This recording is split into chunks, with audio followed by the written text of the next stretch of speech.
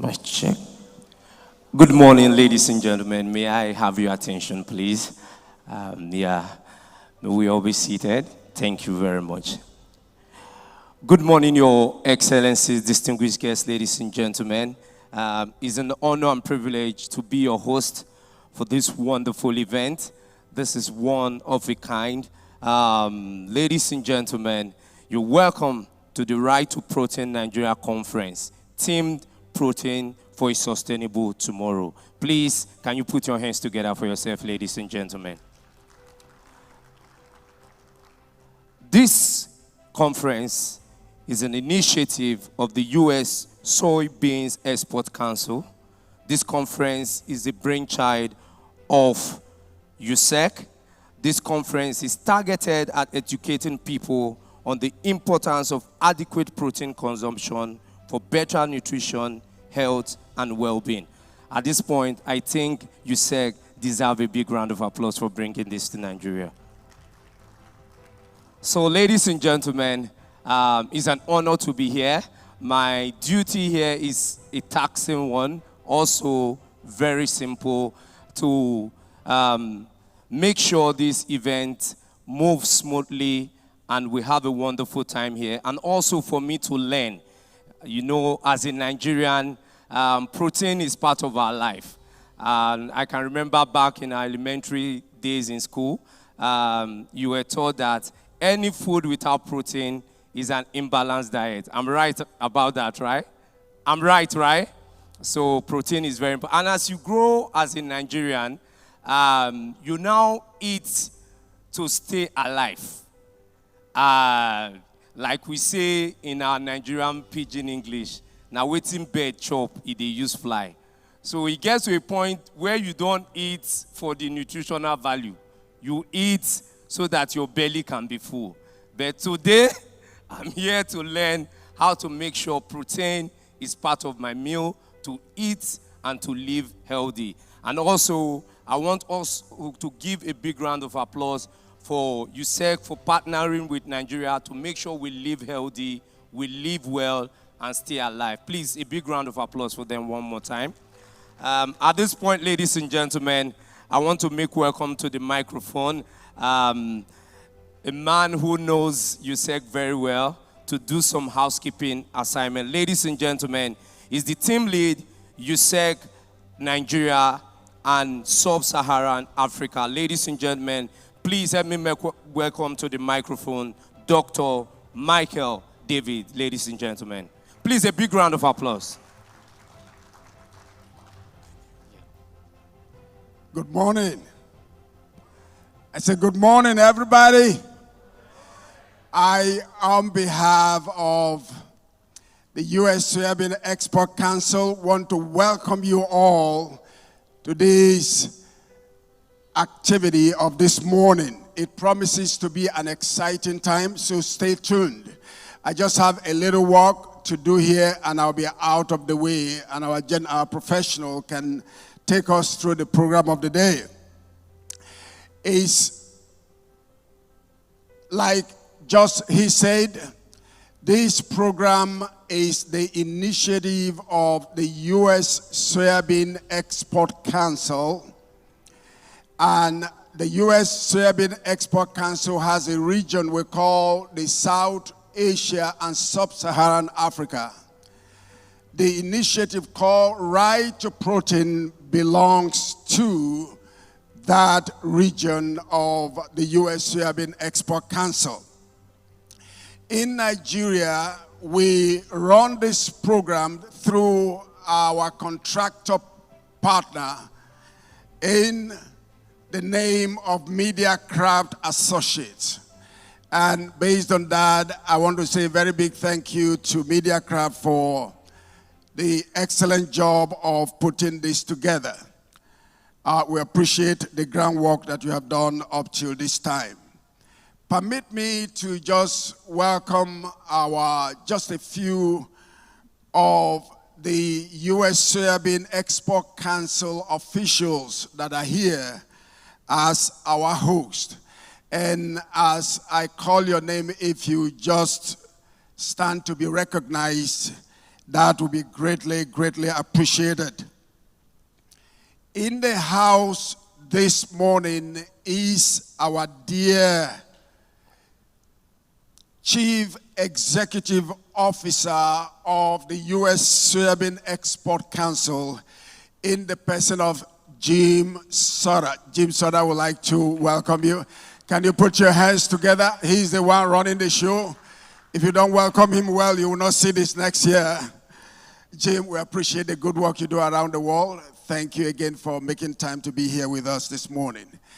And our host for South Asia and Sub-Saharan Africa, in the person of the Regional Director, Kevin Robke. Please, can we recognize you, Kevin? We appreciate you, the good work that you do. Thank you, thank you, thank you. In-house too, on this big table, we have our Executive Director for the Soya Excellence Center Global in the person of Paul Bark. Can you make welcome Paul Bark? We appreciate it. Thank you, thank you. In the house too, we have some of the board members of the U.S. Soybean Export Council and the American Soybean Association. Tony Melentin, can you make him welcome? Where's Tony? All right, make him welcome, thank you. Bill Bayliss is also on the board of the U.S. Soybean. Make him welcome. We appreciate your finding time to be here today. Mark Reed is also here. Let's make welcome Mark Reed. Thank you for finding time to be here today. I call Tori my own sister, so when I introduce her with special pleasure. Tori Sorensen is also on the board, and she's also representing Instapro International, very active in the food and feed industry. Tori, we appreciate your finding time to be here today too. Jeff Jorgensen is also, all right, make him welcome. Jeff, we appreciate. And of course, the one running the boat and running the ship, piloting this for us in the person of Diba Gianoulis. Can you make her welcome? Appreciate you. The energy that you bring, the efforts to make this program a success. I was on all the meetings, behind the scene work with you is greatly, greatly, greatly appreciated. Please do put your hands together again for Diba. And of course, I have some of my other colleagues. Maybe let me take this opportunity. I also happen to see here in the house the group managing director of Amobin Nigeria Limited in the person of Dr. Ayo Odunton. What we appreciate about this is, and it's the first time it's happening in Nigeria, that we are having what you call a direct Nigerian partner for a project like this. So they are part sponsors of this program we are having today. So Dr. Ayo, we appreciate your business and you're partnering with us. It's like head, you partnering, tail, you are partnering with us. We can't but appreciate the good work that you do. Also here as our partners is the West African Soya Industries Limited, ably represented by Oshenoga. Can you stand to be represented to make them welcome? Make them welcome. Thank you, thank you. We really appreciate, and guess we'll be hearing from you much later. It might be out of place for me, but he's a good friend of the house too. Professor Wasiu is also here, the national president of the Nutrition Society of Nigeria. Can you make him welcome? Thank you, we appreciate you. All right, I think my job is done. I think you are in the right hand. Our MC does a very good job. and I will pass on the mic to him. But please note, this is the initiative of the U.S. Soybean Export Council in Nigeria. It's a kickoff. The theme for the day is right there, Protein for a Sustainable Tomorrow. It's going to be a great program, and we look forward to having you participate all through the day. Thank you, and have a good day.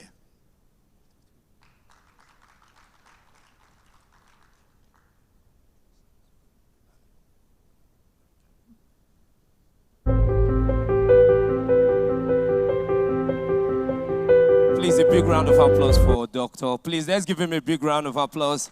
Doctor, I want to say you do well as a master of ceremony. I think you can add that to your CV. Please, let's give him a big round of applause one more time. Please, let's make it big. Let's make it big. So, ladies and gentlemen, as you all know, today we'll be doing a lot of discussion, a lot of talking here. Please, I need your energy. In that same spirit, I want you to look over to your shoulder and welcome the person sitting beside you. Tell the person you're welcome. Tell the person you're welcome. Tell them you love their tie, you love their suit. Ask them if they can give you their ATM pin. Yeah. So, ladies and gentlemen, we are gradually moving into the business of today. And to take us further into this program, please, I want you to help me make welcome the Regional Director, South Asia and Sub-Saharan Africa, U.S. Soybean Export Council. Ladies and gentlemen, please help me put your hands together as I make welcome Mr. Kevin Robke, ladies and gentlemen. Please make it big, make it big. Thank you. Well, thank you very much, ladies and gentlemen. Good morning. It's a privilege and an honor to be with you. I just wanted to officially and formally welcome this group and get it kicked off on the right format. So my name is Kevin Ripke. I'm the Regional Director for the U.S. Soybean Export Council and one of the co-founders of Right to Protein campaign. And I think it's a great and momentous day in our collaboration and partnership with Nigeria, a country that we have a great relationship with, and certainly are extremely supportive of developing this relationship with into the future. Thank you very much to Dr. Michael David for the wonderful round of introductions. His vision and leadership here with respect to all of our programs in Nigeria, but specifically this program, has been instrumental in getting it off the ground. And of course, the godmother, I guess, of the Right to Protein campaign, of course, Diba Yanuli. Diba, thank you so much for your vision and execution and everything that you provide in terms of passion and energy to the team. We are so indebted to everything that you bring to the table. Thank you so much. So welcome to this special event. We are focused today on protein for a sustainable tomorrow and nutrition security. The past 4 editions of the State of Food Security and Nutrition Index reveals a humbling reality. We're now only 7 years away from the goals that we implemented in the Sustainable Development Goals of the United Nations to 2030. But the distance to achieving some of these goals, in particular SDG number 2 of zero hunger, is actually growing wider now. This year's report further dispels any lingering doubts that we are actually moving backwards in this efforts to end hunger, food insecurity, and malnutrition in all forms. Today, we will delve into this critical topic of ensuring a sustainable future through food consumption, and how can this help address the pressing issue of nutrition security.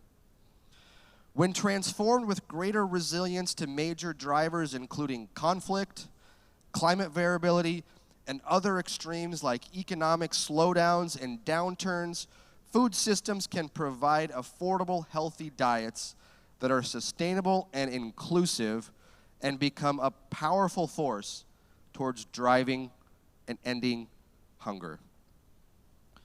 Food insecurity and malnutrition in all forms is a challenge that we all are in this room to address immediately.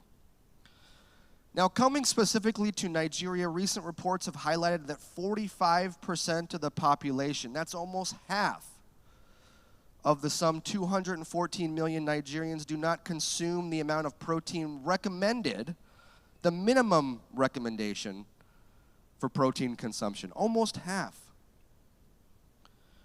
Further, unfortunately, 10% of children under the age of 5, unfortunately, do not make it to the age of 5. So let's try and understand how proteins, which is a vital component to our diet, plays a pivotal role in maintaining health and well-being.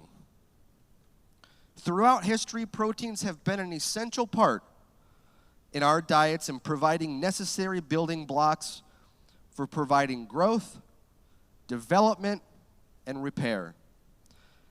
However, with an ever-growing demand for poultry, aquaculture, eggs, milk, cowpeas, chickpeas, you name it, we're under increasingly pressure.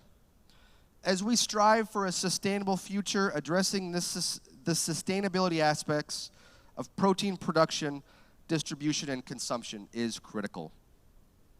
The concept of nutrition security comes into play here. Ensuring access to adequate and nutritious food for every individual is a fundamental human right of every man, woman, and child on the face of this planet. Unfortunately, millions of people worldwide still suffer from malnutrition and lack of access to a diverse and balanced diet. By focusing on protein sources that are sustainable, affordable, and accessible, we can make significant strides towards achieving nutrition security for all.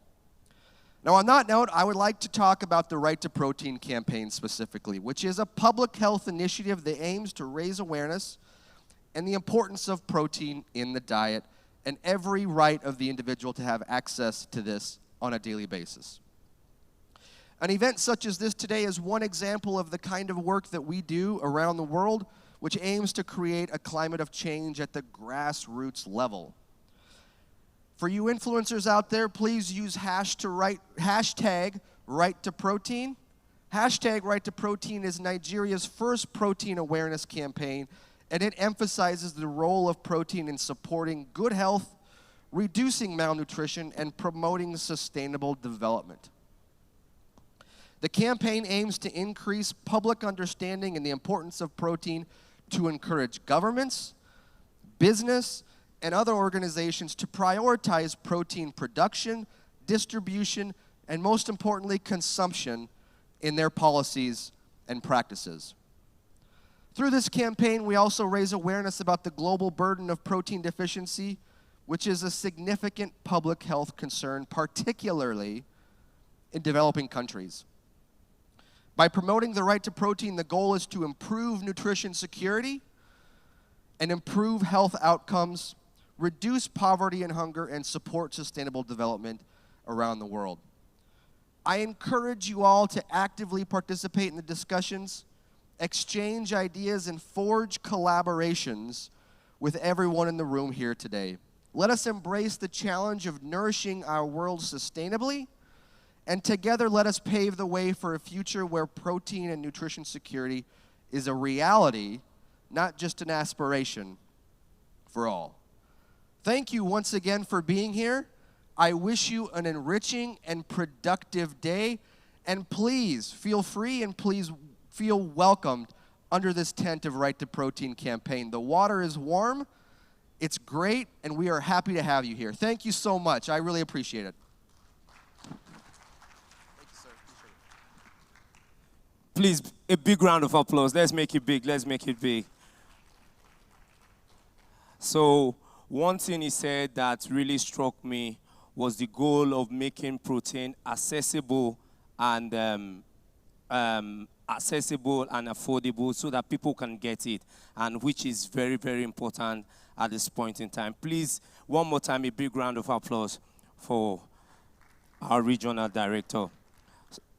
Ladies and gentlemen, a quick housekeeping assignment here. Please, on the right top corner of the program, You will see all our social media handle there. Please follow us on Facebook, on Instagram, on YouTube, on our Twitter handle. Please follow us, like, you can share our Instagram and all our social media handle to your friends and family. People need to hear about this, and people need to be informed about this. I also want to, our hashtag is Right to Protein Nigeria. That is our hashtag. If you're posting on any social media platform, please make use of that hashtag. And I also want to let you know that we are streaming live here, so they are watching us all across the world. That is absolutely wonderful. I want to really thank you, Sec, for coming to Nigeria and partnering with Nigeria for Healthy Living, which is very, very important at this point in time, because on social media we see so many things, people who are not professionals, people who don't know about diet, people who don't know about nutrition, giving all sorts of advice. But we are here hearing from professionals, people who are authority in this field. That is absolutely fantastic. So on that note, ladies and gentlemen, please, I need your energy.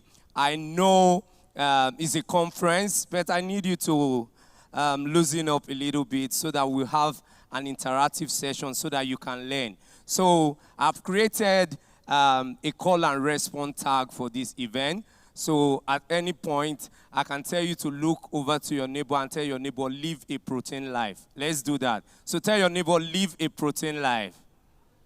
Tell your neighbor, live a protein life. Eat protein, eat protein. Yeah, so that's what we'll be doing. Eat a protein life. It's very, very important. You know, healthy living is not for the faint-hearted. I'm married, and my wife started her healthy living journey, you understand? And you, as a man, you need to support your wife. Yes or yes? Yes or yes? You need to support your wife, you understand? And my wife started preparing her, you know, put cucumber, cabbage, you will mix it, and we say we should eat it for breakfast. You know, as a typical Nigerian man, I will eat it. After like 30 minutes, my eyes will be turning me. You understand? I will just say, please, can you make amala from bed? You understand? You understand, doctor, just to be alive first. You understand? But I'm sure we are going to hear from our professionals on how to be protein conscious, how to eat and live protein and still have a wonderful life. So ladies and gentlemen, at this point in time, we are moving on to the next item on the program. The topic for this item on the program is very catchy, and I'm sure most of you will be surprised and saying, what is this? So, ladies and gentlemen, to take us for the next item on the program, which is sustainable protein source, no other person than an authority in this field is someone who knows this topic very well. Ladies and gentlemen, please, can you help me receive to the microphone the Group Managing Director, Amo Farm Group Limited. Ladies and gentlemen, please, with a resounding applause, help me make welcome to the microphone, Dr. Ayola Oduton. Please, can we put our hands together for him, ladies and gentlemen?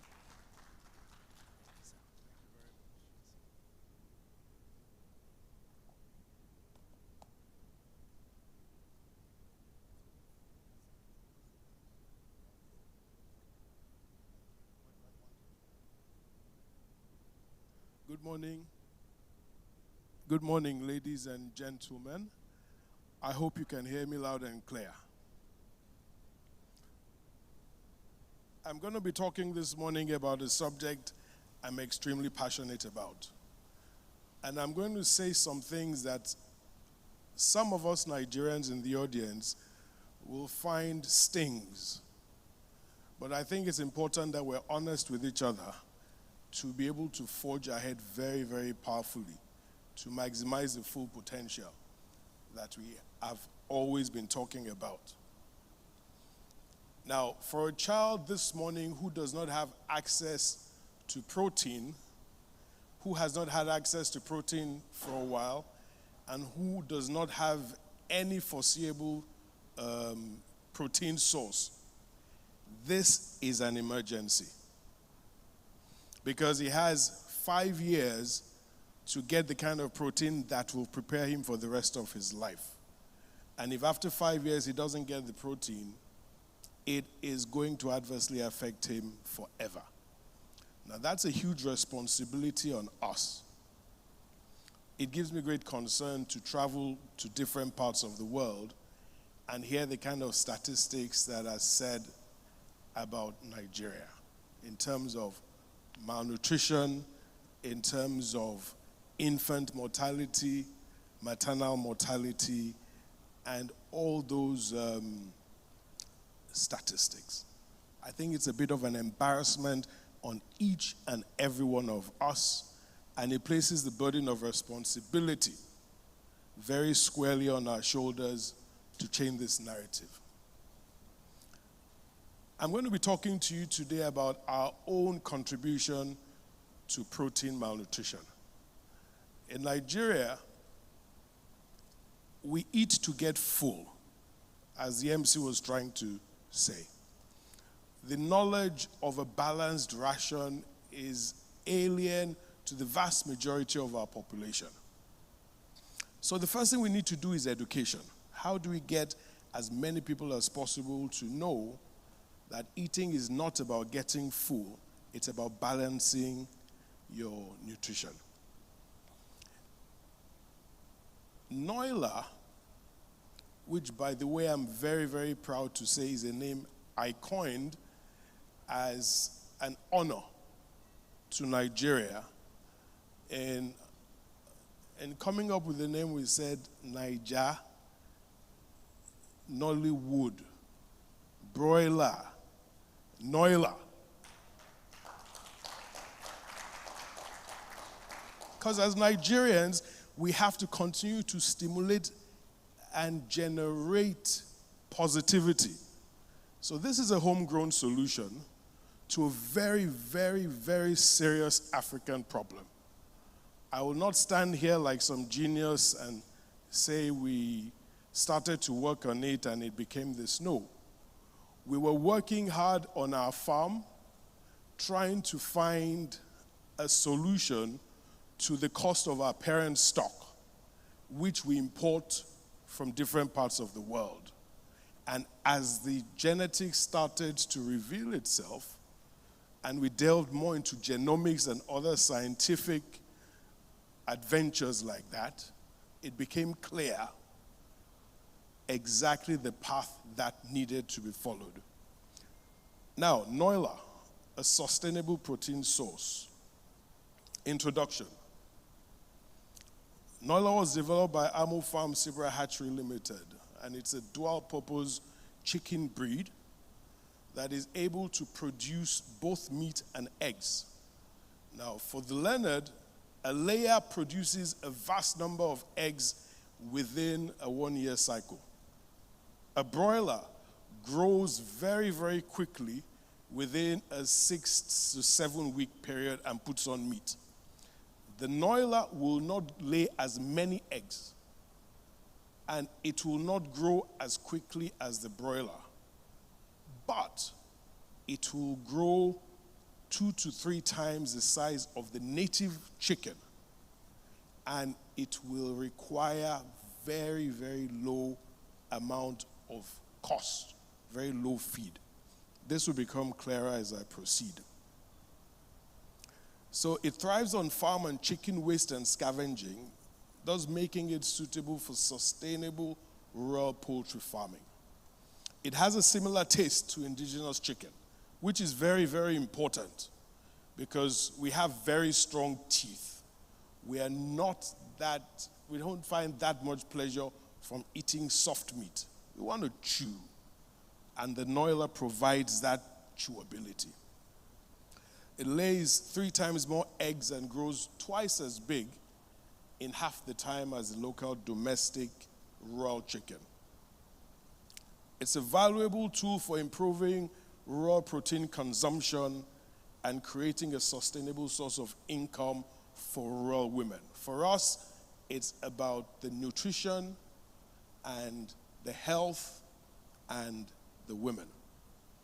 Women are the major participants of small-scale farming, and they play a critical role in ensuring food security and nutrition for their families and communities. The meat and eggs are a healthy and affordable source of protein. And the Noila meat is a complete protein. The eggs, we recommend an egg a day for the average Nigerian child.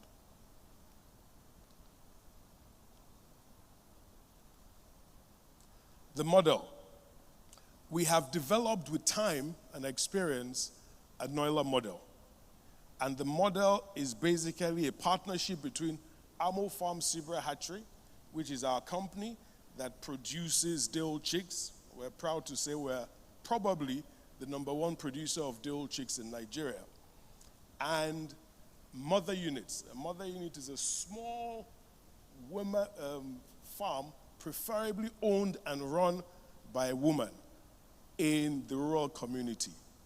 And she's able to raise between 300 to 500 birds. We will teach her how to do it properly. And then after 5 weeks of intensive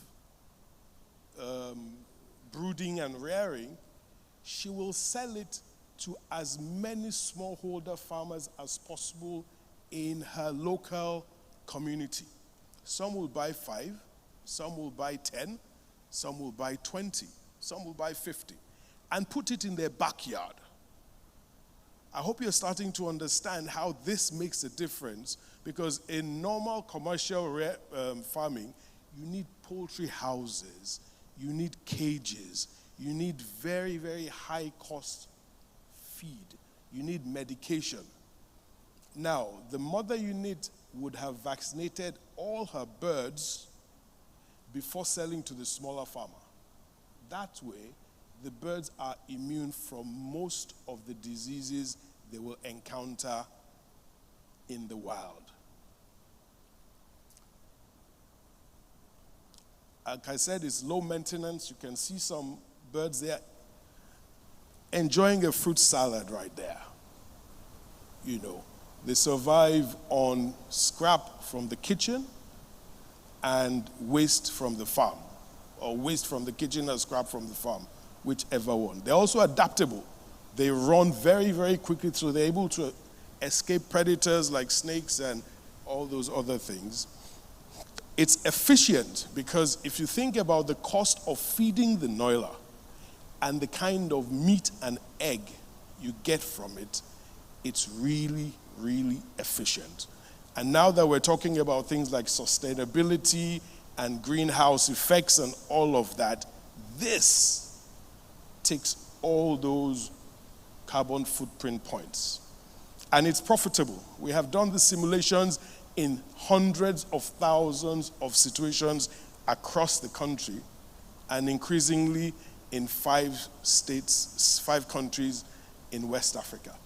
And we recommend that the family eats 50% of what they produce and sell 50%. Not the family, the wife or the mother in the family sells 50% and has her children eat 50%.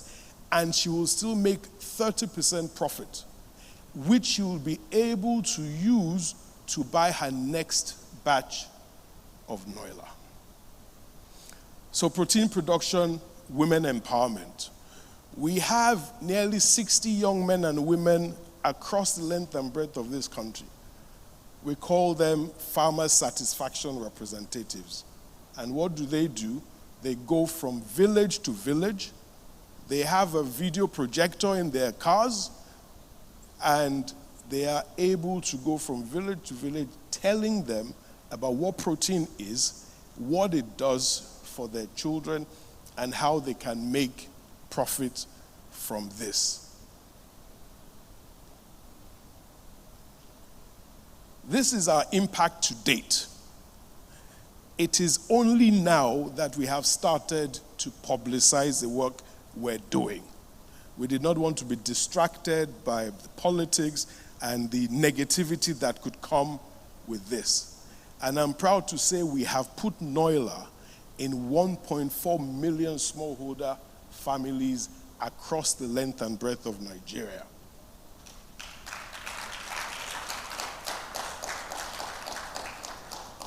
We launched it in 2014 in a small community in Oyo State and started to grow it around the country. And this is our heat map.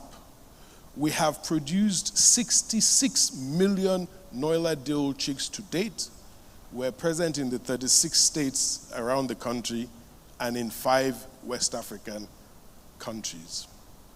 We've had a lot of interest, local and international. Mercy Corps International came, and during the heat of the Boko Haram crisis, they actually took some Noila by helicopter into very, very deep zones in the northeast. And they did a lot of work in those. I mean, those guys are wonderful. They take some risks that are unbelievable. And they were able to study the impact of eating Noila on protein consumption. And they did a before and after analysis.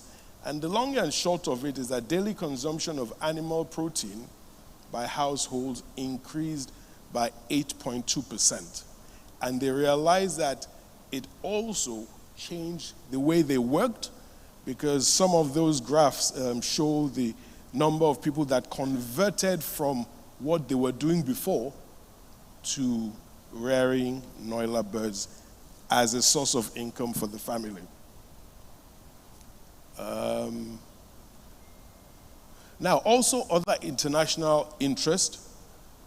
We have a case study in Harvard Business School.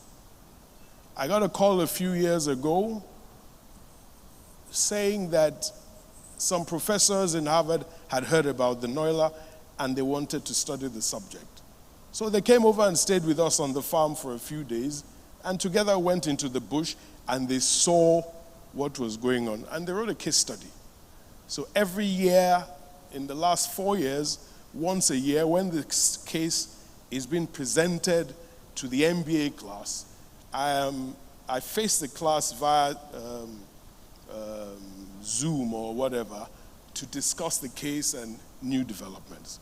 Also, we've had universities in the US and around the world that have acknowledged the Noila and the impact it's making around the world. But we have not scratched the surface yet, because we have nearly 100 million people that are still considered to be living below the poverty line. We don't know the number of children that are part of this is phenomenal. We're constantly competing with a country of 1 billion people to have the highest number of. It's very, very, very serious. And for me, this has become my life's work. It has become the most important thing I want to do, more important than anything else. We must do something about this very, very serious problem that affects all of us directly or indirectly.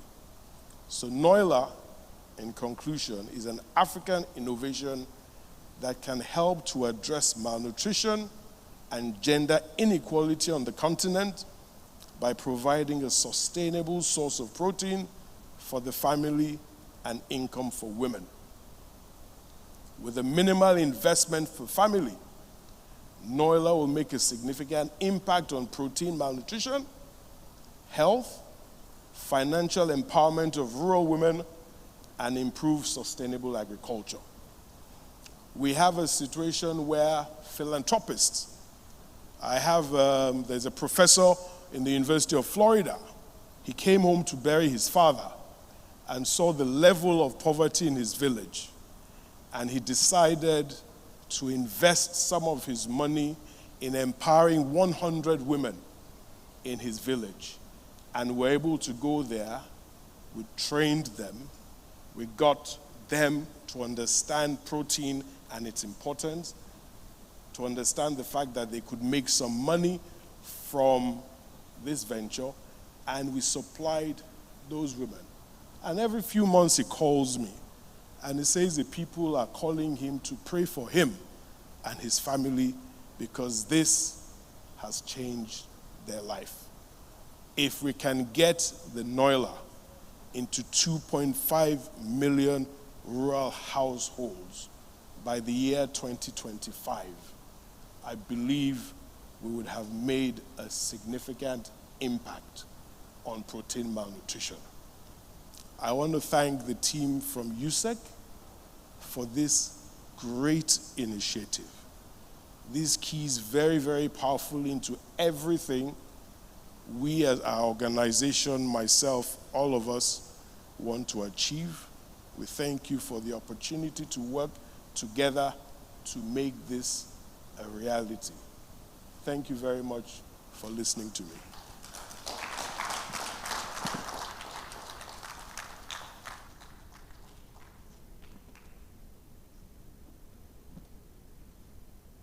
Please, a big round of applause for Dr. Ayola. Please, let's make it big. Let's make it big.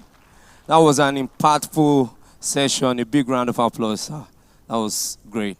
Yeah, great. Dr. Ayo, how can I get my own Noila? Just so that I can use it to see front, you understand? I will talk after the session. He said something that was very profound, that the Noila is made in such a way that the meat is a little bit hard for you to chew, not too soft. You know, as a Nigerian, when you are eating meat, you want to enjoy it for long. Not that you put chicken in the mouth to just disappear like ice cream. You want to, you understand? You want to feel it a little. You want to enjoy the taste. That's to tell you that was made for us and for us. One more time, let's give Dr. Ayo a big round of applause.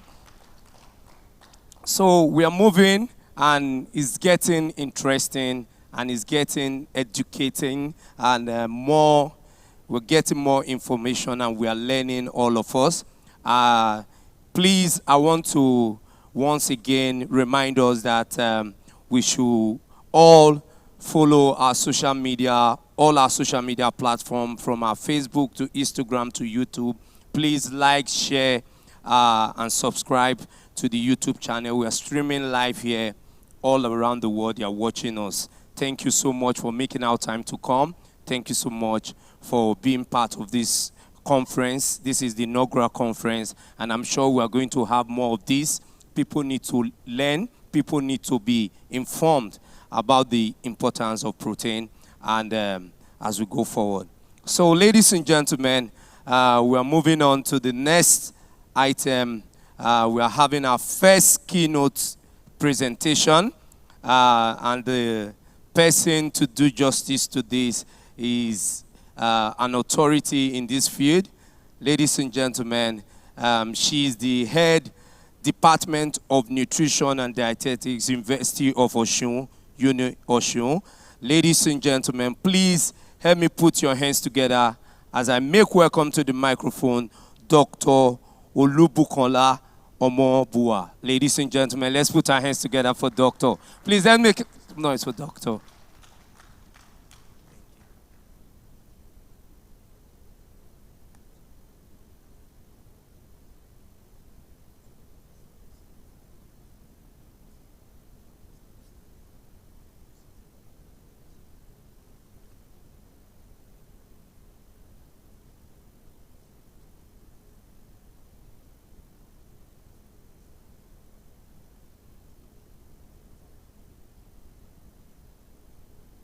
So, good morning, distinguished ladies and gentlemen.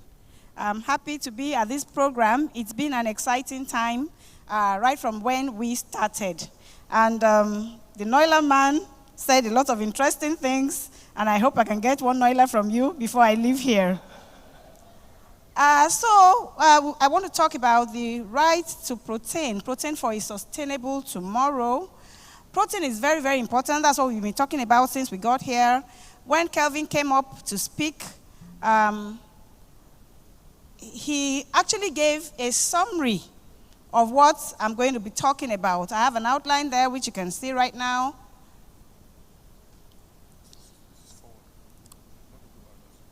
Okay, so here now. All right. So first of all, I want to start by saying that we are what we eat. So if you eat well, it's going to show in a lot of ways, even looking at you, your skin, your hair, and your brain, the way you talk. When you're well nourished, the Noila man mentioned it, that the early years of life are very important for good nutrition and for protein consumption. So it shows, what you eat actually shows on you. Nutrition is a critical part of health and development. Better nutrition is related to improved infants and child and maternal health, stronger immune systems. I'm still going to mention more of that as I go on. People with adequate nutrition are more productive and can actually create opportunities to gradually break the cycles of hunger and poverty. I think I'm pressing something wrong here. So this is a picture showing us proteins, different types. We have eggs, soybeans, meats, and so on. Protein is crucial to good health. As a matter of fact, the name protein comes from a Greek word, proteos, which means first place or something of utmost importance, something basic, And protein foods play a crucial role in building a healthy and productive population. Proteins are macronutrients. In nutrition, we talk about micronutrients and macronutrients. So macronutrients are the ones that we require in large amounts, and protein is one of such. The others are carbohydrates and then fats and oils. Some statistics have been given to us already on Nigeria's situation of protein consumption. Malnutrition is known actually to contribute to up to 50% of deaths among under 5 children in Nigeria. The under 5 mortality rate in this country is pretty high. About 1 in 5 children don't live up to their 5th birthday, and that's bad, though there's some improvement over time, but we are still far from where we ought to be. An estimated 2 million children in Nigeria suffer from severe acute malnutrition, but only 2 out of every 10 of them are currently getting treatment. And again, another category of people that protein deficiency can tell on significantly are the pregnant women, because pregnant women are playing a dual role. As far as nutrition is concerned, they need to take care of themselves and, of course, take care of their unborn baby or babies, as the case may be. Some people carry multiple pregnancies. So pregnant women need to feed well, and especially on protein diets. Nigeria has a very high burden of stunting, up to 32%. We say a child is stunted when he's too short for his age. The rate is as high as 32% among under 5s. And the organization that has brought us here today are doing a nationwide advocacy campaign. They're doing so well. They're encouraging Nigerians to include proteinous foods in their daily diets, promoting access to protein-rich food sources for Nigerians. I've already said what protein is, made up of amino acids. There are 20 amino acids in all. 9 of them are essential because we have to ingest them. We have to take them in our diets, while the other 11 can actually be synthesized by the body. Types of proteins. There are complete proteins and incomplete proteins. The complete proteins are the ones that contain all the 9 essential amino acids. And animal proteins tend to be complete proteins. There are some plant proteins that are also complete proteins because they also contain all the essential amino acids. Examples of such plant proteins are soy and quinoa. Most plant foods are actually incomplete proteins, like beans, for instance. I remember when we were in primary school, whenever they were telling us sources of proteins, one of the first things they would mention is beans. They are right, but beans is not a complete protein because it doesn't contain all the essential amino acids. That is why it's good to diversify. When one is eating, food diversification is very good because when you diversify the intake of your contents from animal and plant sources, you're not likely to be deficient in any particular nutrients. Soy, as we can see, that's a picture of soybean there, is actually a complete protein like I mentioned before. So now I want to talk about, there was a slide here. Well, let me move on to functions of protein. But before then, I just want to say something about soy. It's been documented that it's a complete source of protein and that it also it helps to lower risk for certain diseases, like chronic non-communicable diseases, even prostate diseases, and some other types of cancer. So some people regard it as a superfood. So soy is actually very good for us, and there are many delicacies that we can make from it, even in this environment. Functions of protein, very important for growth and development, and that is why children need it very much. Children in the early years of life, the first 5 years of life, they grow very rapidly. And protein is very important for growth. So they need to take adequate, protein. Even because protein is so important, God himself gave the first food that a child needs to the mother. So the mother can breastfeed the baby. Breast milk, as we know, is the best for baby, and is a very rich source of protein. It's also useful for the maintenance of muscle health. Many of us are able to move around because we have good, strong muscles. And if we want to maintain healthy muscles, then we need to consume enough proteins. When people are very active physically, especially athletes and sports people, they need to continue to feed on good quality proteins always. Protein helps our immune system because the antibodies in our body, they are proteins. As a matter of fact, every cell in our body contains proteins. So it is something that we actually need for survival. It helps us, the immune system functions well. When we have good quality proteins in our system, our antibodies are able to work well. They are the soldiers of our body, and they can keep us from getting infections, and we can live healthy lives. We can be... our absence, illness absence from work becomes minimal. It's also a good source of energy, although proteins are not the primary source of energy from diets. The primary sources are carbohydrates and then fats and oils. But sometimes when food is not available to you for one reason or the other, in this part of the world, we fast a lot because many of us are either Christians or Muslims. We have our fasting periods. So when we don't eat, for prolonged periods, and our bodies has made use of the carbohydrate stores, made use of the fat stores, then it can take, some energy from protein.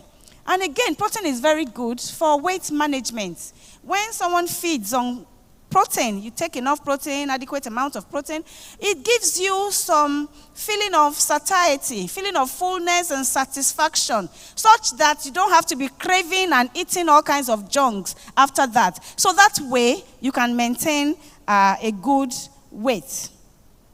It also helps our cognitive function, the way we reason, the way we think, the way we are able to understand things. Our brain is able to function optimally. Proteins are also useful for nutrient transport in the body. We have things like transferrin and several other substances in the body.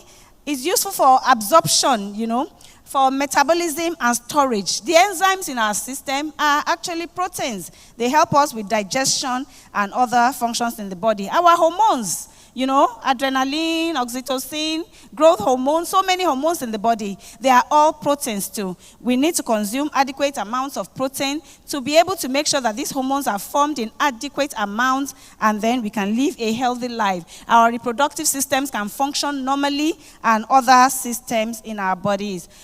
I already talked about muscles earlier on. Protein also provides structure.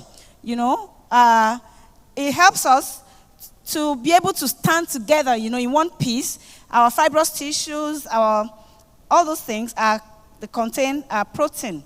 It also helps with the regulation of the pH, the body pH, and fluid balance. Inadequate protein consumption can cause a condition known as hypoalbuminemia. If there is not enough albumin in the body, then there's something called the plasma oncotic pressure. It's going to go down, and fluid will be forced to move out of the intravascular spaces into the interstitial spaces, and the person will be said to have a condition we refer to as edema.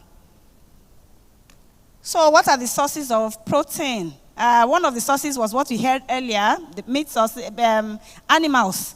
Noila, of course, they are animals, chickens. So we can get protein from meats, from beef, chicken, pork, and so on. From seafoods. Seafoods are very rich in protein, and of course, they're also rich in iodine, which is also important for good health.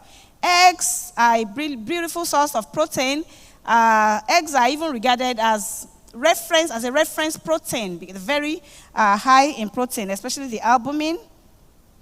Dairy products, milk, cheese, yogurts, and so on. Greek yogurt, cottage cheese are very good sources of protein. Then now the plant sources, legumes. Okay, the examples are there: lentils, chickpeas, black beans, and so on. Soy products, tofu.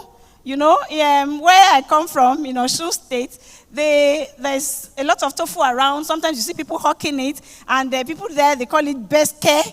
I think they have another name, but it's beske, that's what I remember. And people eat it a lot. And I also have some friends who are Seventh-day Adventists. These people are mostly vegetarians, and they eat a lot of tofu. I went for a conference in the United States also some time ago, and part of what was served, on the table, as on a buffet table, was tofu, and it was labeled there, T-O-F-U. I said, wow.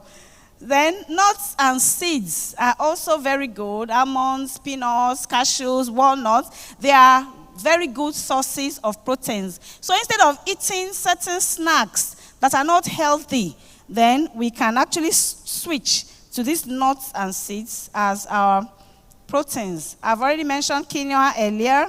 And then vegetables. Vegetables, though they contain a lot of minerals and vitamins, many of them are also rich in proteins. Like broccoli, spinach. Those ones are available here. And even our normal ewedu, our okra, they also have protein, though they may not have the complete proteins. They are not complete proteins. Other sources of protein, well, people prepare protein powders and supplements. There are also protein bars. The protein content and quality may vary among different sources, and some plant-based sources may not provide all essential amino acids, like I said before, as found in animal sources. It is therefore important and recommended that we practice food diversification. I mentioned it earlier, that we should get complete protein sources by mixing foods both of plant and animal origin. In Nigeria, which is where we are seated right now, what are the most common sources of proteins that we have? Fish. There's so much fish, different species, different types in this country, catfish. And the more resources you have, then the more access you can have to some of these things, because prices of different kinds of fish vary in the market. But no matter what your level is, you can always find one type of fish or the other for you. So sardines, barracuda, and so on, which can be stewed, grilled, or fried. There are also shrimps, crayfish, crabs, lobsters, periwinkles. I remember one time I went to work somewhere in Akwa Ibom State, and I had to eat their local foods. And many of them were so richly prepared with so much protein in them, with periwinkles. When you eat, what do they call it now? Edika Kong and afang. They make all kinds of nice types of soups rich in proteins. Then all the types of beans are also common sources of protein that we have in Nigeria. We have goat, sheep, and then bush meat. People eat oya. They eat, what else now? The bush meat. All kinds of bush meat. Well, sometimes when I'm traveling on the road, I see people hanging them on a stick like this, and they're waiting for you to come and buy. Then of course I've mentioned our vegetables, ewedu, okra, and so on. Groundnuts are widely available here. Cashew nuts, tiger nuts, almonds, walnuts, bambara nuts, just name them. Then milk also. Milk is available in Nigeria too. And there's even local cheese, wara, readily available. If you go to the north, you also find fura de nunu. All right. Then soybeans, very, very available in the market. Any market you go to in Nigeria, you can find it. And soybean flour can be used to make even some local dishes. The way you can use your normal beans to make moi moi, you can also use soybeans to make the same thing. You can use it to make akara and so on. Then melon seeds also, locust beans. Many of us cook our foods and put locust beans in it. It's a good source of protein. And ogiri, the tribe that uses ogiri a lot. Can anybody mention the tribe? You know? Which tribe uses ogiri a lot in Nigeria, in Yoruba land? Ijebu, thank you very much. We eat a lot of ogiri, and it's actually a good source of protein as well. We also have oats here. Oats are also a good source of protein. So, protein deficiency. Let me say a bit on that. A lack of protein in many countries, especially the developing countries, is of serious concern, especially in children. And it can lead to malnutrition states like kwashiorkor, marasmus, and marasmic kwashiorkor, and all of them can be life-threatening. The general name for this group of diseases is called protein energy malnutrition. So, even though now there's a recent name, they call them energy nutrient malnutrition. So, these are very serious conditions that we should not be allowed to continue. What are the causes of protein deficiency? There can be immediate causes. If somebody is not taking enough, you're not taking in enough protein, you know, or if someone is ill, disease can be an immediate cause of protein deficiency.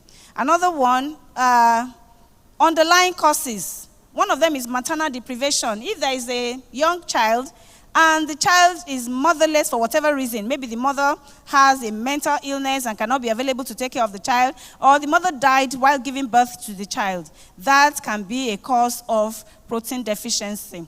And sometimes certain things can happen in a country or a community or whatever. Maybe there could be natural disasters. If you go to the north, for instance, there's a lot of internal displacement because of the crises that we have, Fulani headsmen killing people and so on and so forth. I don't want to make this a political discussion now. So many things happen. At the end of the day, populations get displaced. And so they start to experience malnutrition because of inadequate food supply, because of what has happened. Recently, there have been incidents of situations in Nigeria. One of them was during the cash, what did you call it now? The cash change, when they were trying to change currency notes change. You know, at the end of the day, money became so scarce that people had to buy money before they could buy food. It was that bad. So such things can also result in protein deficiency. Another one is the economic condition. Now we know that there's a lot of inflation in the country. The dollar exchange rate now is so bad, and it's biting hard on a lot of individuals and families. What are the manifestations on protein deficiency? It could manifest as muscle hypotonia, in which case the muscles of the body will not be as firm as they should be. Then, of course, the person can have, usually in children, they can have edema, body swelling from the pathophysiology I explained earlier. Another thing you can see, especially in children also, when they are malnourished, you can also see them in adults, is that their hair can become fluffy, can become sparse and fluffy. Then they can have skin lesions. You know, the skin will not be smooth, to have evidence of infection on them. Muscle wasting, the muscle can become flabby. And of course, when children don't eat well, they don't take enough protein for prolonged periods, they can become stunted. They won't be as tall as they should really be. There could be hormonal imbalances. And these hormonal imbalances could be so serious to the extent that it could affect certain functions of the person. An example of that is reproductive function. If someone hasn't taken enough protein over a prolonged period of life, at the end of the day, the person may become underweight. The person's body mass index may be less than the optimal, far less than the optimal. The optimal is 18.5 to 24.9 kilogram per meter squared. And when someone is too small like that, particularly if it's a woman, then there might, because of hormonal imbalances that may also happen along with it may be difficult to get pregnant. And even when the woman gets pregnant, having a baby by herself through normal vaginal delivery may be difficult, and the woman may be condemned to cesarean section. Another manifestation is poor cognitive function. The person will not be as intelligent as he or she should be. So this is an example, a picture of protein deficiency, severe protein deficiency. And if you look at this picture, you will see that not only the child is affected, even the mother is protein deficient. And that is a common picture in a number of African countries. And I'm happy that this initiative has come up because it's going to be able to address some of these problems. This is another child, looking like a situation of kwashiorkor there, or marasmic kwashiorkor. Why I can't place, a definitive diagnosis on it is because before you diagnose them, you have to measure the weight of the child and compare it to the age. And then you look at the clinical features, whether there is edema or not. So how much protein does one need daily? The recommended daily protein varies depending on age, sex, weight, activity level, and overall health of the person involved. So for anybody who wants to know definitely how much protein you need, you may need to speak with a dietitian or nutritionist. Somebody was saying just now, our MC to be precise, that the wife gave him some food and his eyes were almost turning. And he said he was going to ask for amala. So this is a Nigerian food that, if you look at the content, contains amala, which is actually carbohydrate, all right? But it contains also gbegiri, which is made from beans. There is a wedu there, which is a local vegetable. And then you can see meat there. So this in Nigeria, from our local content, we can actually make protein-rich foods.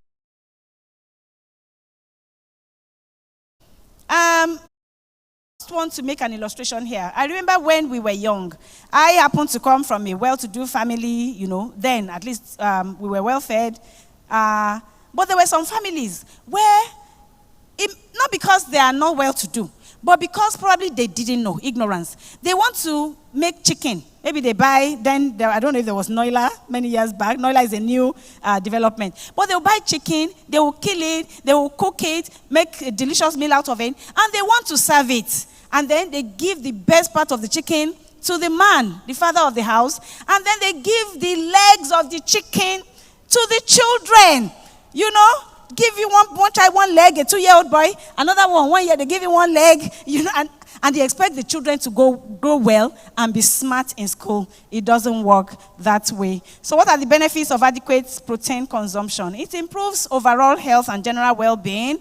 It helps with the maintenance of healthy hair, skin, and nails. When you see someone who is taking enough protein, the skin speaks for itself. Then optimal hormone production and all the other functions that I have mentioned earlier on.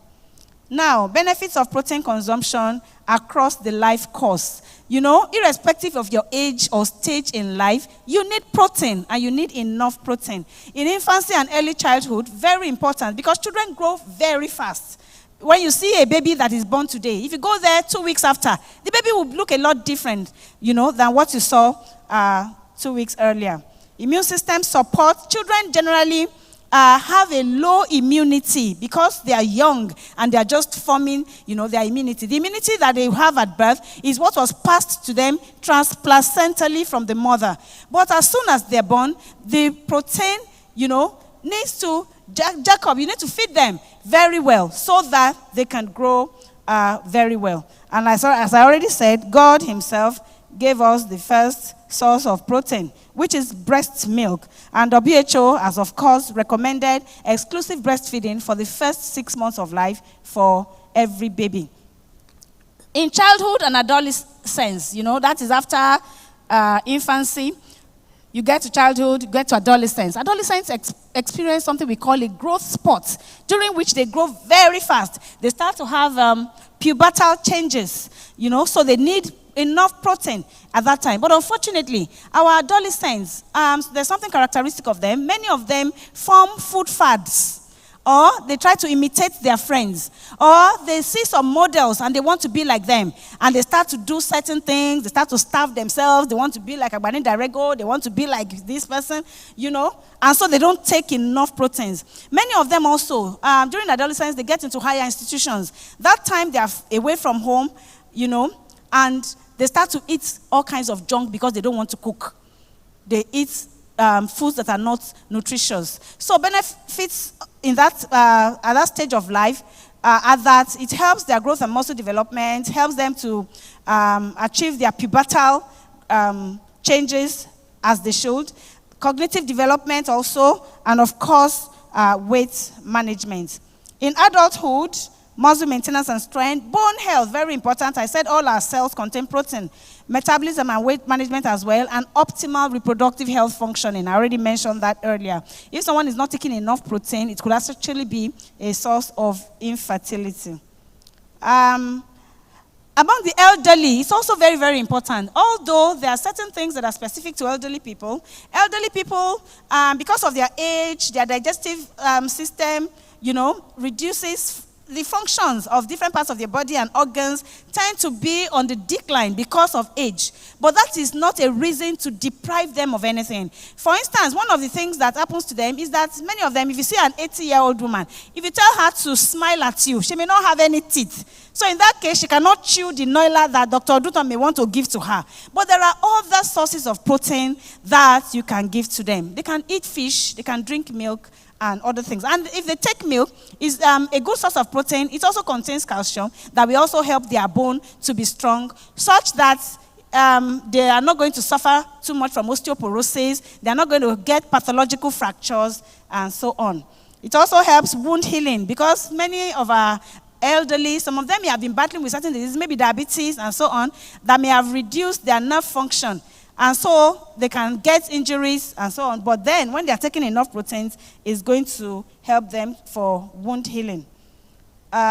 In pregnancy, a pregnant woman needs to feed herself an unborn baby or babies. So it's critical to get adequate nutrients. It's going to support fetal growth, build maternal tissues, the placenta that is going to be formed, they need protein to do that. And then it prevents edema, and preeclampsia, which is high blood pressure in pregnancy, enhances immune function because immunity goes down in pregnancy. Pregnancy is a physiological state, but immunosuppression happens in pregnancy. And that is why someone needs to feed well on protein to boost the immunity. Supports energy production, helps in controlling blood sugar levels. You can see a healthy, happy family there, taking enough proteins. That is what you give rise to. So how can protein consumption engender productivity and a sustainable future for Nigeria? When you feed well on protein, overall, you are going to be well. And when you're going to be well, automatically you're going to be productive. It promotes adequate energy supply and sustained stamina. Muscle repair and recovery, even if you get yourself injured at any point in time or the other, you're going to recover fast. There is a positive impact of appetite control and satiety, which I mentioned before, because it gives you some feeling of fullness and you're not going to be eating rubbish. And therefore, you can focus on productivity. Hunger is not going to be taking you away from your assignments. Of course, you're not going to be getting sick because your immune system is going to be functioning optimally. And so you won't be absent from work on most days. There are some people, they take sick leave almost every month. That won't be the portion of somebody who is taking enough proteins. It also contributes significantly to economic development. And that's part of what the Noila man just told us. They are empowering people. They are not only feeding them with proteins, women are also being empowered. So Nigeria has vast agricultural resources that we can leverage on the agri sector to produce more protein. So when you want to produce more protein, of course, that means that the agri sector is going to enlarge. There are going to be more people that would get jobs on it. And promoting sustainable farming practices and supporting small-scale farmers can boost productivity, generate income, and so contribute to poverty reduction. A very important cause of protein deficiency is poverty. Many individuals and families are poor. Another thing which Kevin also mentioned in his address was promotion of food security. Food security and nutritional security, very important. The second Sustainable Development Goal, SDG 2, talks about ending hunger, promoting food security and enhancing nutrition, and also promoting sustainable agriculture. Environmental sustainability. Sustainable protein production methods can minimize environmental impacts associated with traditional farming practices. Innovation and technology is also, when you want to focus on protein consumption, you will need technology, and that is going to also cause the country to advance, because when we embrace technology, we are moving forward. Dietary diversification is something I mentioned earlier on. When we diversify our diet, we are not likely to be deficient in protein or any other nutrient for that matter. In Nigeria, prioritizing protein consumption can lead to improved nutrition, and so it will give rise to high quality people. When you start feeding your children well, right from birth, they become high quality. They become very intelligent, very brilliant. Their brains are sharp. They grow well, even physically. And by adopting sustainable protein production methods, diversifying protein sources, and promoting responsible consumption, Nigeria can chart a course for a productive and sustainable future. So now, quickly to recommendations. For individuals, diversify. Use local protein sources. We have a lot of them, which I've mentioned before. Snack on nuts and seeds. They are rich in proteins. Opt for healthier cooking methods like grilling, baking, steaming, sauteing, instead of deep frying. This one, you just use just a little oil and you fry and shake your pan. These retain nutrients and minimize added fats. For families and households, age-appropriate protein intake. In families, children should be prioritized for protein consumption, and pregnant women. Everybody needs protein, but children need them more. Okay? So, as children grow older, protein requirements increase, so you must feed them to match that. For governments, there needs to be sustainable protein production. They need to invest in research, and in order to improve the efficiency and sustainability of protein production, it's good for government to also conduct campaigns to raise awareness. That is part of what we are doing here today, and I'm glad that we're on YouTube, so that whoever is watching, whoever is logged on, can be aware of the importance of protein consumption. Nutrition research is something that the government should do all the time, such that even if they are carrying out interventions, by the time they continue to do research, they can know whether they are winning or losing and know where to make amendments. Then the government needs to also engage in international collaborations and initiatives to address global protein-related challenges. So, in concluding, I want to say that from the womb to the tomb, everyone needs protein. If Nigeria must improve the health of its citizens and so attain higher productivity levels of our people, the importance of adequate protein consumption across the life cycle cannot be overemphasized. I want to believe that the panel and other experts here today will, during this program, take a shot at exploring critically how protein consumption can help Nigeria and Africa to achieve a sustainable tomorrow. So now say to your neighbor, step up your protein consumption. Okay, so protein consumption, we need to step it up. Those are my references. I thank you very much for your undivided attention. Have a nice day. Thank you.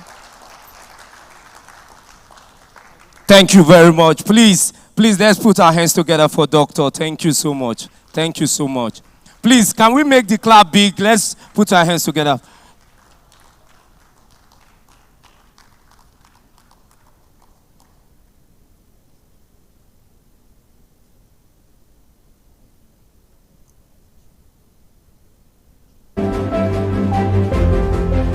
Yeah. So we've been sitting a lot since, so I want to change.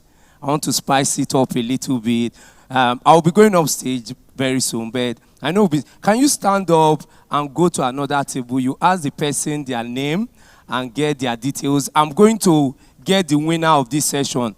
Courtesy of USEC, the winner will be going home with a brand new Toyota key holder. Key holder, new one. We just bought it, new one. Please, can we stand up, go to another table? Somebody's getting a gift. I mean it. Just go around, ask the person their name, what they do for a living. For the next 2 minutes, we've been sitting for a very long time. Stand up.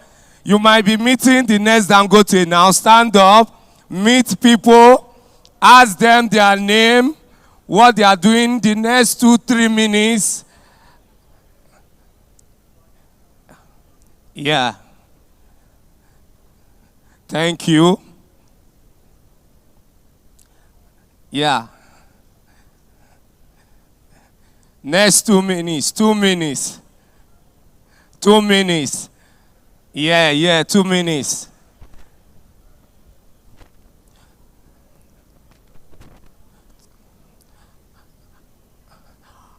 Fantastic. Thank you. Thank you. You can have your seat.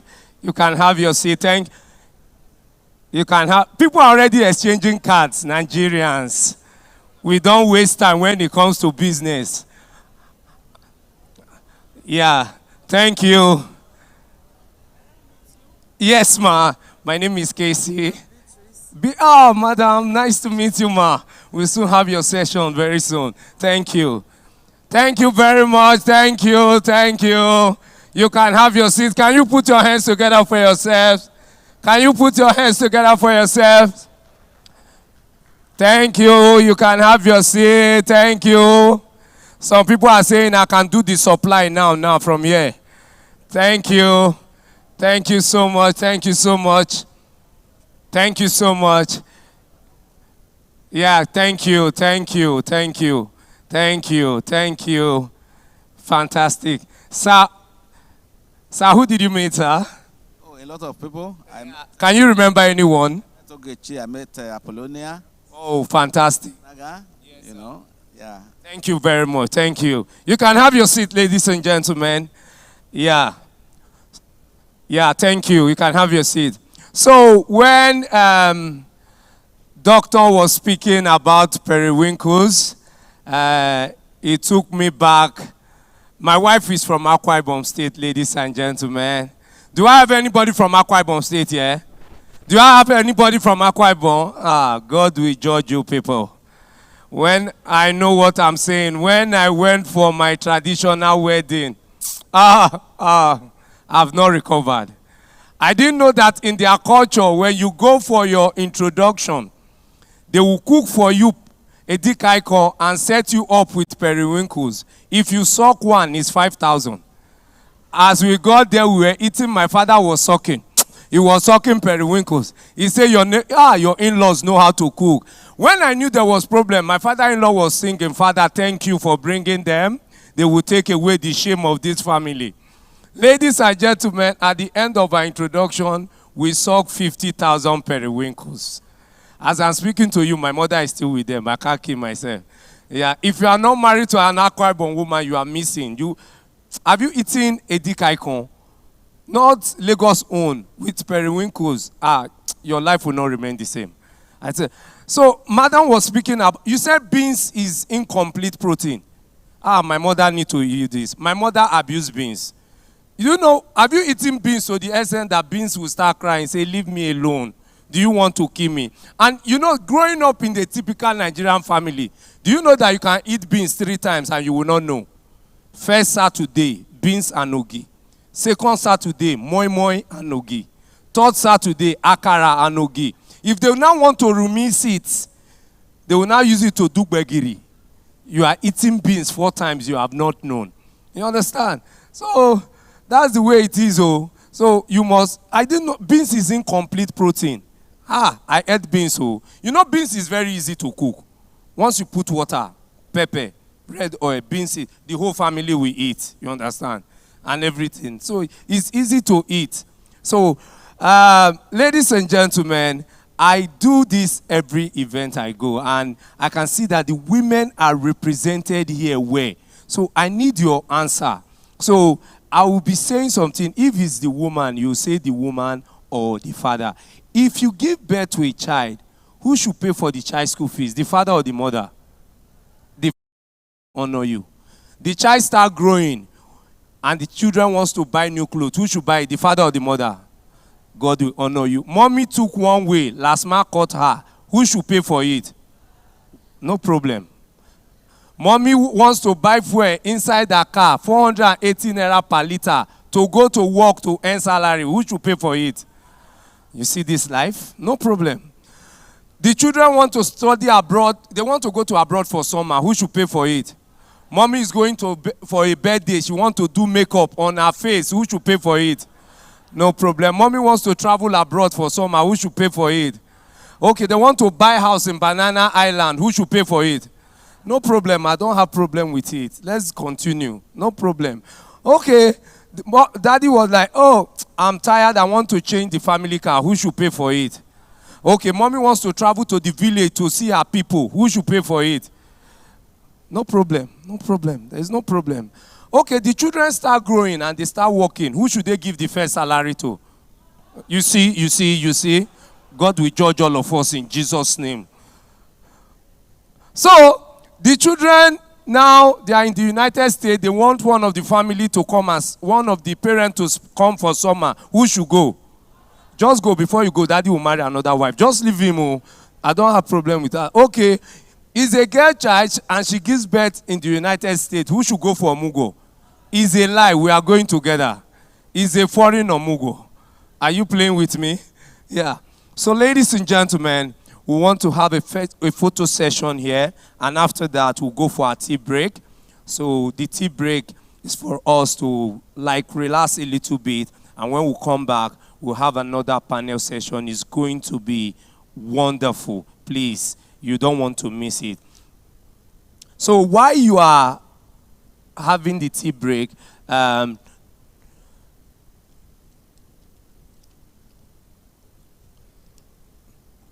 Noila stand is outside. So their representative are there. All the information you need, if you want to make inquiries, they are there to attend to you. So please, while you are having your tea, you can just go to their stand, talk to them, and do what you have to do. You understand? Are we all the Lagosians here?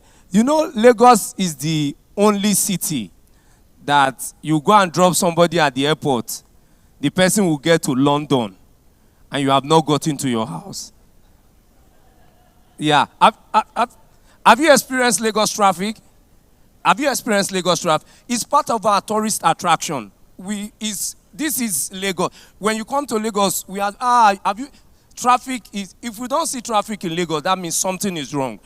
You understand? As a Lagosian, you are going from mainland to the island Monday morning, 7 a.m., and the road is free. You just be calling your neighbor. What happened? No, third mainland is free. Are they fighting? You have to go back. So enjoy the traffic. It's part of our tourist attraction. So sometime, if you are ready this evening, I'll take you on sightseeing of traffic. So we just drive on Third Mainland Bridge. I will tell you, it's sweet. If I go to Abuja, I'm not happy.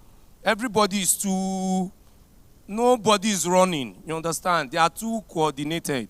When you are in Lagos, oh, mommy, you are from Osun State. Well done, ma. This is not the state for you. Lagos. I know some people who come from outside Lagos, they have anxiety. Anxiety is us, Lagos. Like we carry anxiety. It's part of our life. You understand? So Lagos is a sweet city. It's your bustling. This is Lagos. This is Lagos for you. And for those of you who don't know Lagos, Lagos is divided into two parts. The mainland and the island. The island is for people who think they've made it, but they've not made it. That's island. Why the mainland is for people who have made it, but they are hiding themselves. Mainlanders, am I speaking your mind? They are here. And one thing about Lagos, if you are looking for a house in Lagos, you start with pride. When I got married, I was looking for a house. I called my real estate agent. I was like, can you help me get something in the heart of Lekki? The guy smiled. He said, do you really want something in the heart of Lekki? I said, yes. He now went to check house for me. 3-bedroom flat in the heart of Lekki, 7.5 million. And I asked her, does the house come with 2 house help and 2 children? Because am I going to die? You don't understand. He said it's for a year. And do you know when they tell you price of house, that is when your taste will start reducing. They told me 7. I was like, there is nothing in Lekki. There is nothing. They don't have water safe. Can you come to Ikoyi? That was when I knew that Ikoyi is not Lekki Meto. Ikoyi just standing alone, you have not parking, is 5.5 million. Just standing, you have not even priced the house. When the guy told me the house rent for Ikoyi, I was like, there's nothing in Ikoyi. Who do I want to see? The president has moved to Abuja now, so there's nothing. Can you come to VI? VI, VI, I don't want to talk about VI, you understand? When they told me the price of VI, I was like, what is in VI? Can you come to Surulere? They say Surulere 4.5. I'm already on the mainland. Can you come to Iyaba? Say Yaba 3.5. Ah, Yaba. There's no difference between Yaga and Pangrove. Oh. They are the same. Can you come to Pangrove? Say Pangrove 3.5. Maryland is not bad. Oh. I'm at the center of Lagos. If you are coming to the airport, I can pick you. They say Maryland 3 million. Ojota is central. Oh. If you look at it, Ojota is very central. They said Ojota 2.5. I said, let me kuku stay in K2. I'm already in K2. They said K2 2.1. I said my 12 is not bad. They have international market. They said my 12 2.1. I like, Ikorodu is not bad though. Depending on how you, ladies and gentlemen, that's how I almost went back to my village. I tell you, if you are in Lagos, there are some people you need to fear in Lagos, house agents. House agents in Lagos, they have a target to kill 20,000 people every day looking for a house.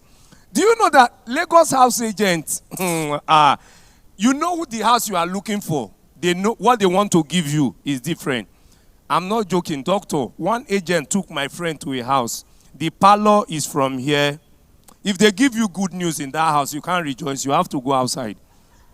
The parlor is from... My friend was like, this house is too small. The agent was like, Oga, calm down. You never park in. When you park in, the house go there. Lagos agents, they took my friend to a house. And they have confidence. The house, I joke you not. Toilet, kitchen, and bedroom in the same place. My friend was like, what kind of house is this? He said, it's very simple. Once you bath, you eat, you get out. Like, I'm not Lagos agent. Leave Lagos.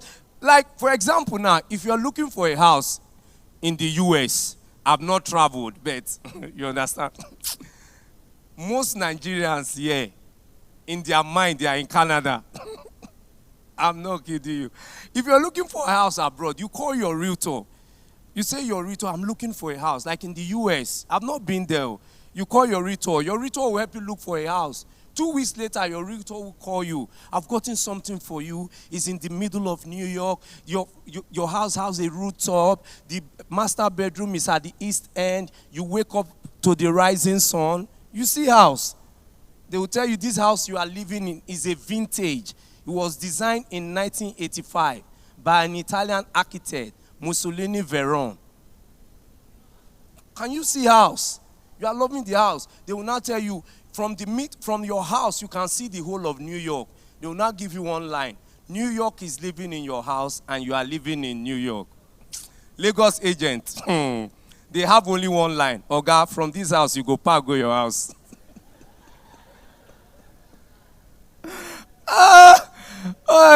Ladies and gentlemen, please, we are ready for the photo session. Can we have the team from USEC? Sir, can I have? Let me get everybody. So we're going to take it because we're going to take it first row. After the first row, we'll take second row. Everybody. So.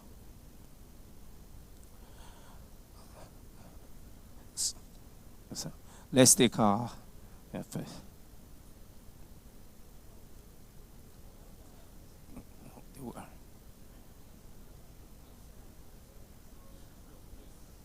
Yeah.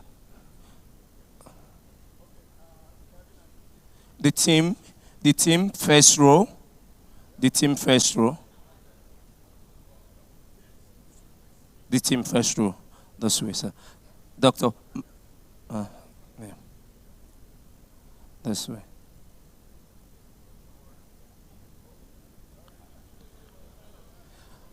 Please, can we have everyone here to come join us?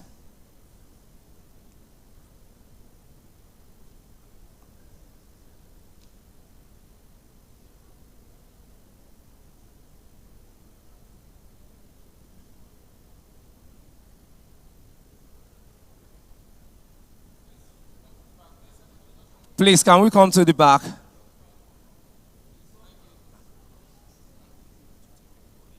Okay. Please,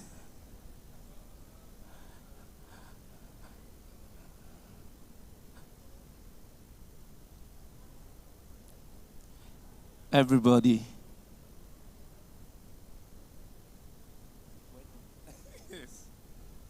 Everybody, please. Augusta, please. Please, you can, please ask for this picture. You can use it for supporting document and the embassy. We don't know what they asked for. You can add it as supporting document.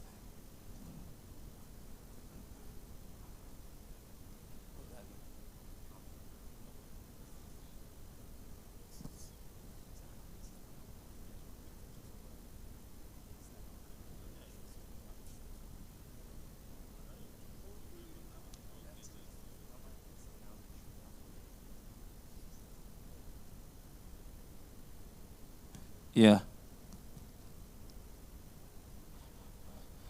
Are we ready? Please, let's make sure we are staying where our face will show, just in case we want to zoom it. Please, please, can you step forward a little bit? Sir? I can join. Those are the benefits of my work. Thank you. Please make it large, please. Oh, sorry, ma.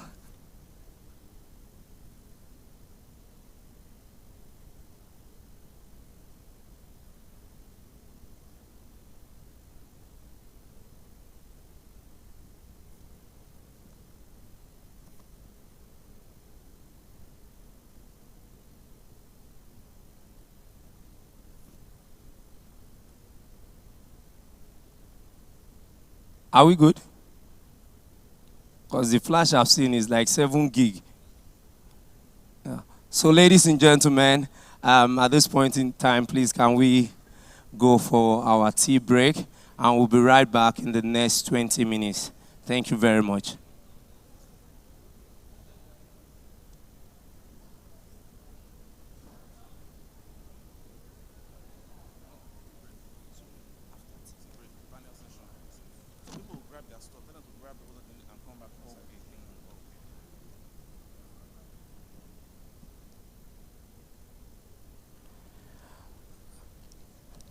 So you can grab your tea and come inside, or you can just have a time outside.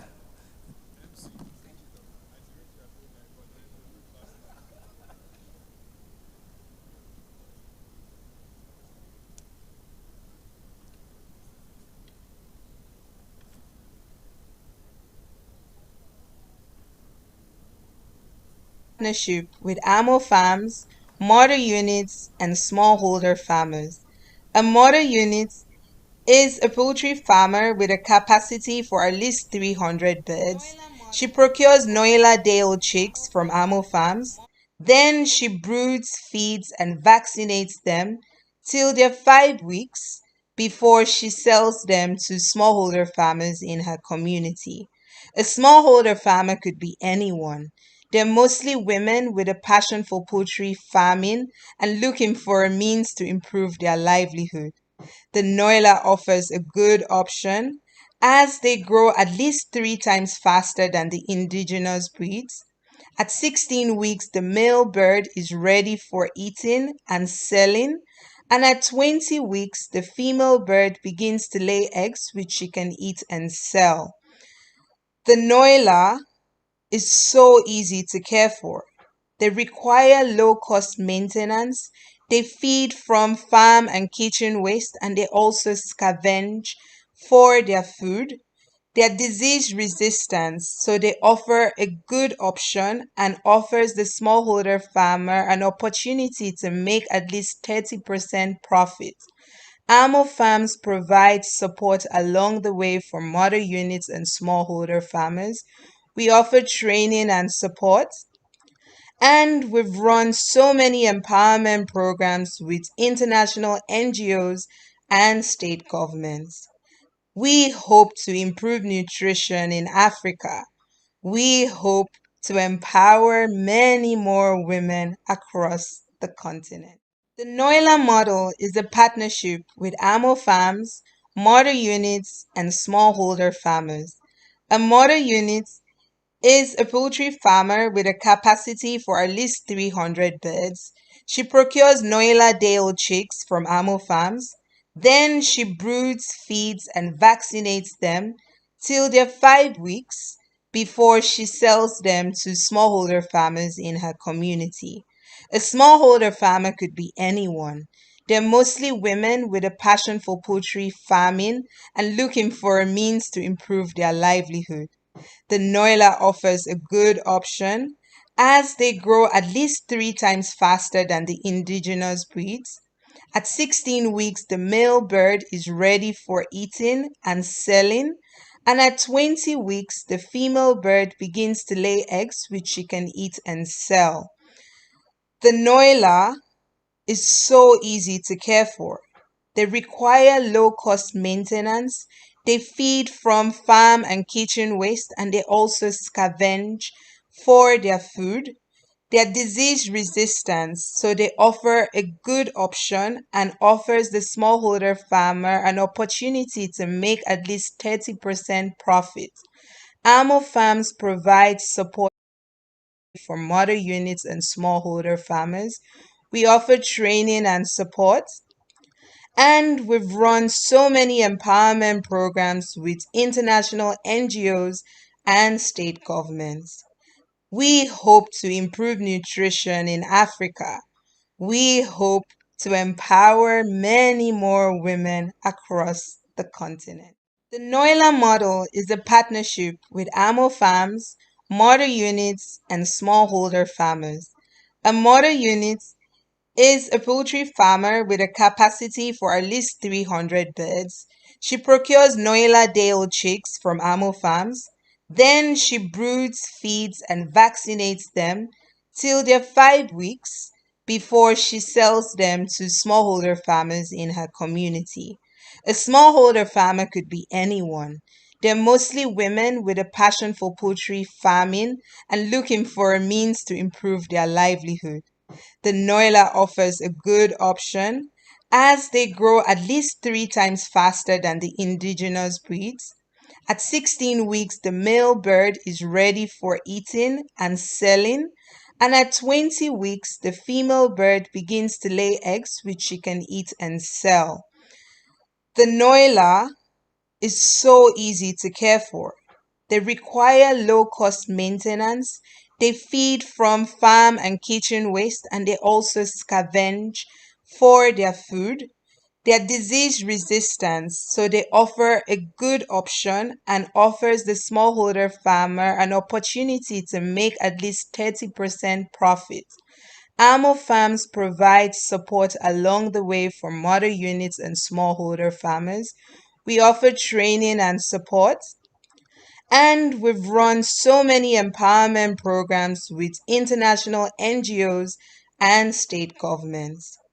We hope to improve nutrition in Africa. We hope to empower many more women across the continent.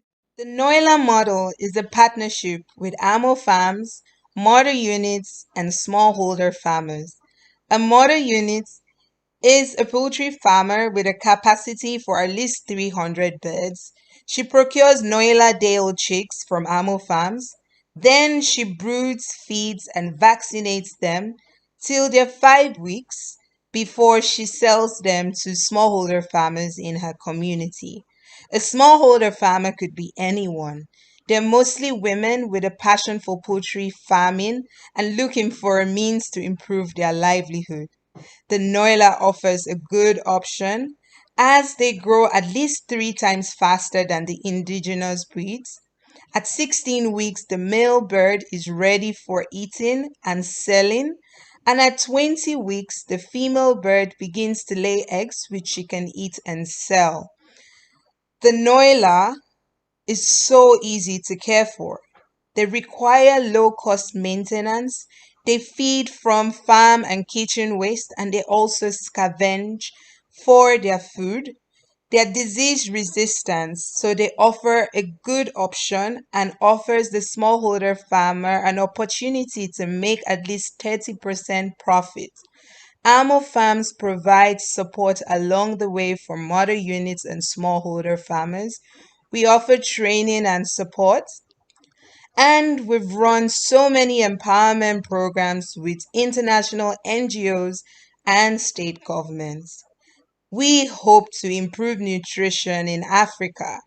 We hope to empower many more women across the continent.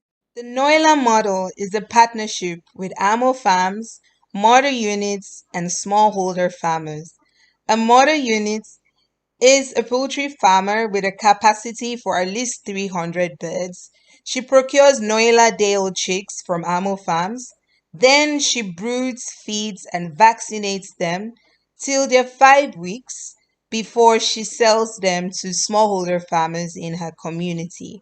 A smallholder farmer could be anyone. They're mostly women with a passion for poultry farming and looking for a means to improve their livelihood. The Noila offers a good option as they grow at least 3 times faster than the indigenous breeds. At 16 weeks, the male bird is ready for eating and selling, and at 20 weeks, the female bird begins to lay eggs which she can eat and sell. The Noila is so easy to care for. They require low-cost maintenance. They feed from farm and kitchen waste, and they also scavenge for their food. They're disease resistant, so they offer a good option and offers the smallholder farmer an opportunity to make at least 30% profit. Amo Farms provides support along the way for mother units and smallholder farmers. We offer training and support, and we've run so many empowerment programs with international NGOs and state governments. We hope to improve nutrition in Africa. We hope to empower many more women across the continent. The Noila model is a partnership with Amo Farms, mother units, and smallholder farmers. A mother unit is a poultry farmer with a capacity for at least 300 birds. She procures Noila day-old chicks from Amo Farms. Then she broods, feeds, and vaccinates them till they're 5 weeks before she sells them to smallholder farmers in her community. A smallholder farmer could be anyone. They're mostly women with a passion for poultry farming and looking for a means to improve their livelihood. The Noila offers a good option as they grow at least 3 times faster than the indigenous breeds. At 16 weeks, the male bird is ready for eating and selling, and at 20 weeks, the female bird begins to lay eggs which she can eat and sell. The Noila is so easy to care for. They require low-cost maintenance. They feed from farm and kitchen waste, and they also scavenge for their food. They're disease resistant, so they offer a good option and offers the smallholder farmer an opportunity to make at least 30% profit. Amo Farms provides support along the way for mother units and smallholder farmers. We offer training and support, and we've run so many empowerment programs with international NGOs and state governments. We hope to improve nutrition in Africa. We hope to empower many more women across the continent. The Noila model is a partnership with Amo Farms, mother units, and smallholder farmers. A mother unit is a poultry farmer with a capacity for at least 300 birds. She procures Noila day-old chicks from Amo Farms. Then she broods, feeds, and vaccinates them till they're 5 weeks before she sells them to smallholder farmers in her community. A smallholder farmer could be anyone. They're mostly women with a passion for poultry farming and looking for a means to improve their livelihood. The Noila offers a good option as they grow at least 3 times faster than the indigenous breeds. At 16 weeks, the male bird is ready for eating and selling, and at 20 weeks, the female bird begins to lay eggs which she can eat and sell. The Noila is so easy to care for. They require low-cost maintenance. They feed from farm and kitchen waste, and they also scavenge for their food. They are disease resistant, so they offer a good option and offers the smallholder farmer an opportunity to make at least 30% profit. Amo Farms provides support along the way for mother units and smallholder farmers. We offer training and support, and we've run so many empowerment programs with international NGOs and state governments. We hope to improve nutrition in Africa. We hope to empower many more women across the continent. The Noila model is a partnership with Amo Farms, mother units, and smallholder farmers.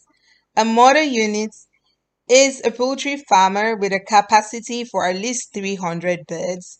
She procures Noila day-old chicks from Amo Farms. Then she broods, feeds, and vaccinates them till they're 5 weeks before she sells them to smallholder farmers in her community. A smallholder farmer could be anyone.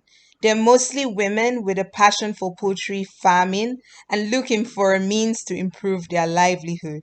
The Noila offers a good option as they grow at least 3 times faster than the indigenous breeds. At 16 weeks, the male bird is ready for eating and selling, and at 20 weeks, the female bird begins to lay eggs which she can eat and sell. The Noila is so easy to care for. They require low-cost maintenance. They feed from farm and kitchen waste, and they also scavenge for their food.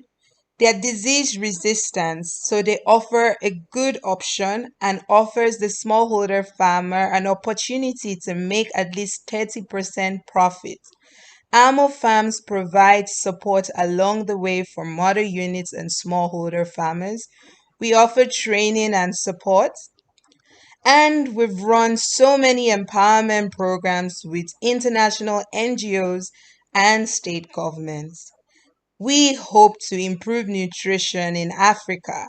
We hope to empower many more women across the continent.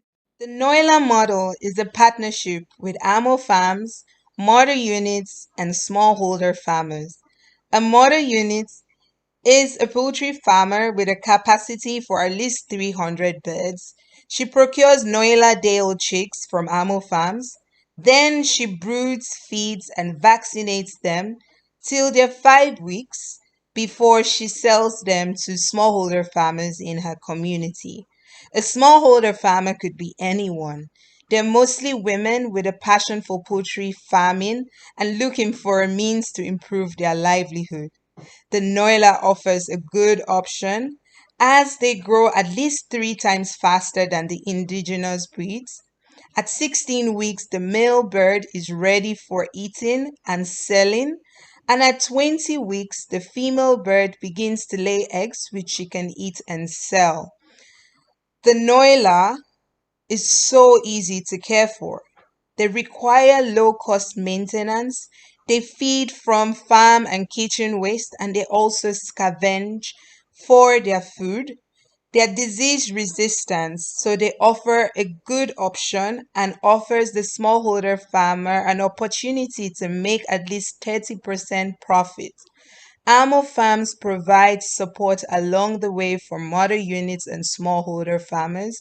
We offer training and support, and we've run so many empowerment programs with international NGOs and state governments. We hope to improve nutrition in Africa. We hope to empower many more women across the continent. The Noila model is a partnership with Amo Farms, mother units, and smallholder farmers. A mother unit is a poultry farmer with a capacity for at least 300 birds. She procures Noila day-old chicks from Amo Farms. Then she broods, feeds, and vaccinates them till they're 5 weeks before she sells them to smallholder farmers in her community. A smallholder farmer could be anyone. They're mostly women with a passion for poultry farming and looking for a means to improve their livelihood. The Noila offers a good option as they grow at least 3 times faster than the indigenous breeds. At 16 weeks, the male bird is ready for eating and selling, and at 20 weeks, the female bird begins to lay eggs which she can eat and sell.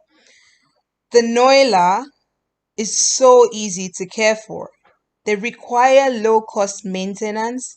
They feed from farm and kitchen waste, and they also scavenge for their food.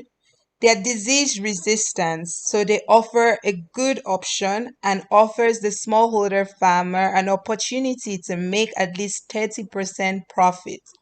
Amo Farms provides support along the way for mother units and smallholder farmers. We offer training and support, and we've run so many empowerment programs with international NGOs and state governments. We hope to improve nutrition in Africa. We hope to empower many more women across the continent. The Noila model is a partnership with Amo Farms, mother units, and smallholder farmers. A mother unit is a poultry farmer with a capacity for at least 300 birds. She procures Noila day-old chicks from Amo Farms. Then she broods, feeds, and vaccinates them till they're 5 weeks before she sells them to smallholder farmers in her community. A smallholder farmer could be anyone. They're mostly women with a passion for poultry farming and looking for a means to improve their livelihood. The Noila offers a good option as they grow at least 3 times faster than the indigenous breeds. At 16 weeks, the male bird is ready for eating and selling, and at 20 weeks, the female bird begins to lay eggs which she can eat and sell. The Noila is so easy to care for. They require low-cost maintenance. They feed from farm and kitchen waste, and they also scavenge for their food. They're disease resistant, so they offer a good option and offers the smallholder farmer an opportunity to make at least 30% profit. Amo Farms provides support along the way for mother units and smallholder farmers. We offer training and support, and we've run so many empowerment programs with international NGOs and state governments. We hope to improve nutrition in Africa.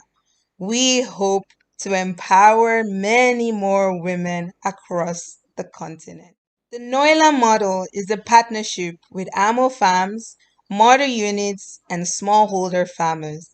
A mother unit is a poultry farmer with a capacity for at least 300 birds. She procures Noila day-old chicks from Amo Farms. Then she broods, feeds, and vaccinates them till they're 5 weeks before she sells them to smallholder farmers in her community. A smallholder farmer could be anyone. They're mostly women with a passion for poultry farming and looking for a means to improve their livelihood.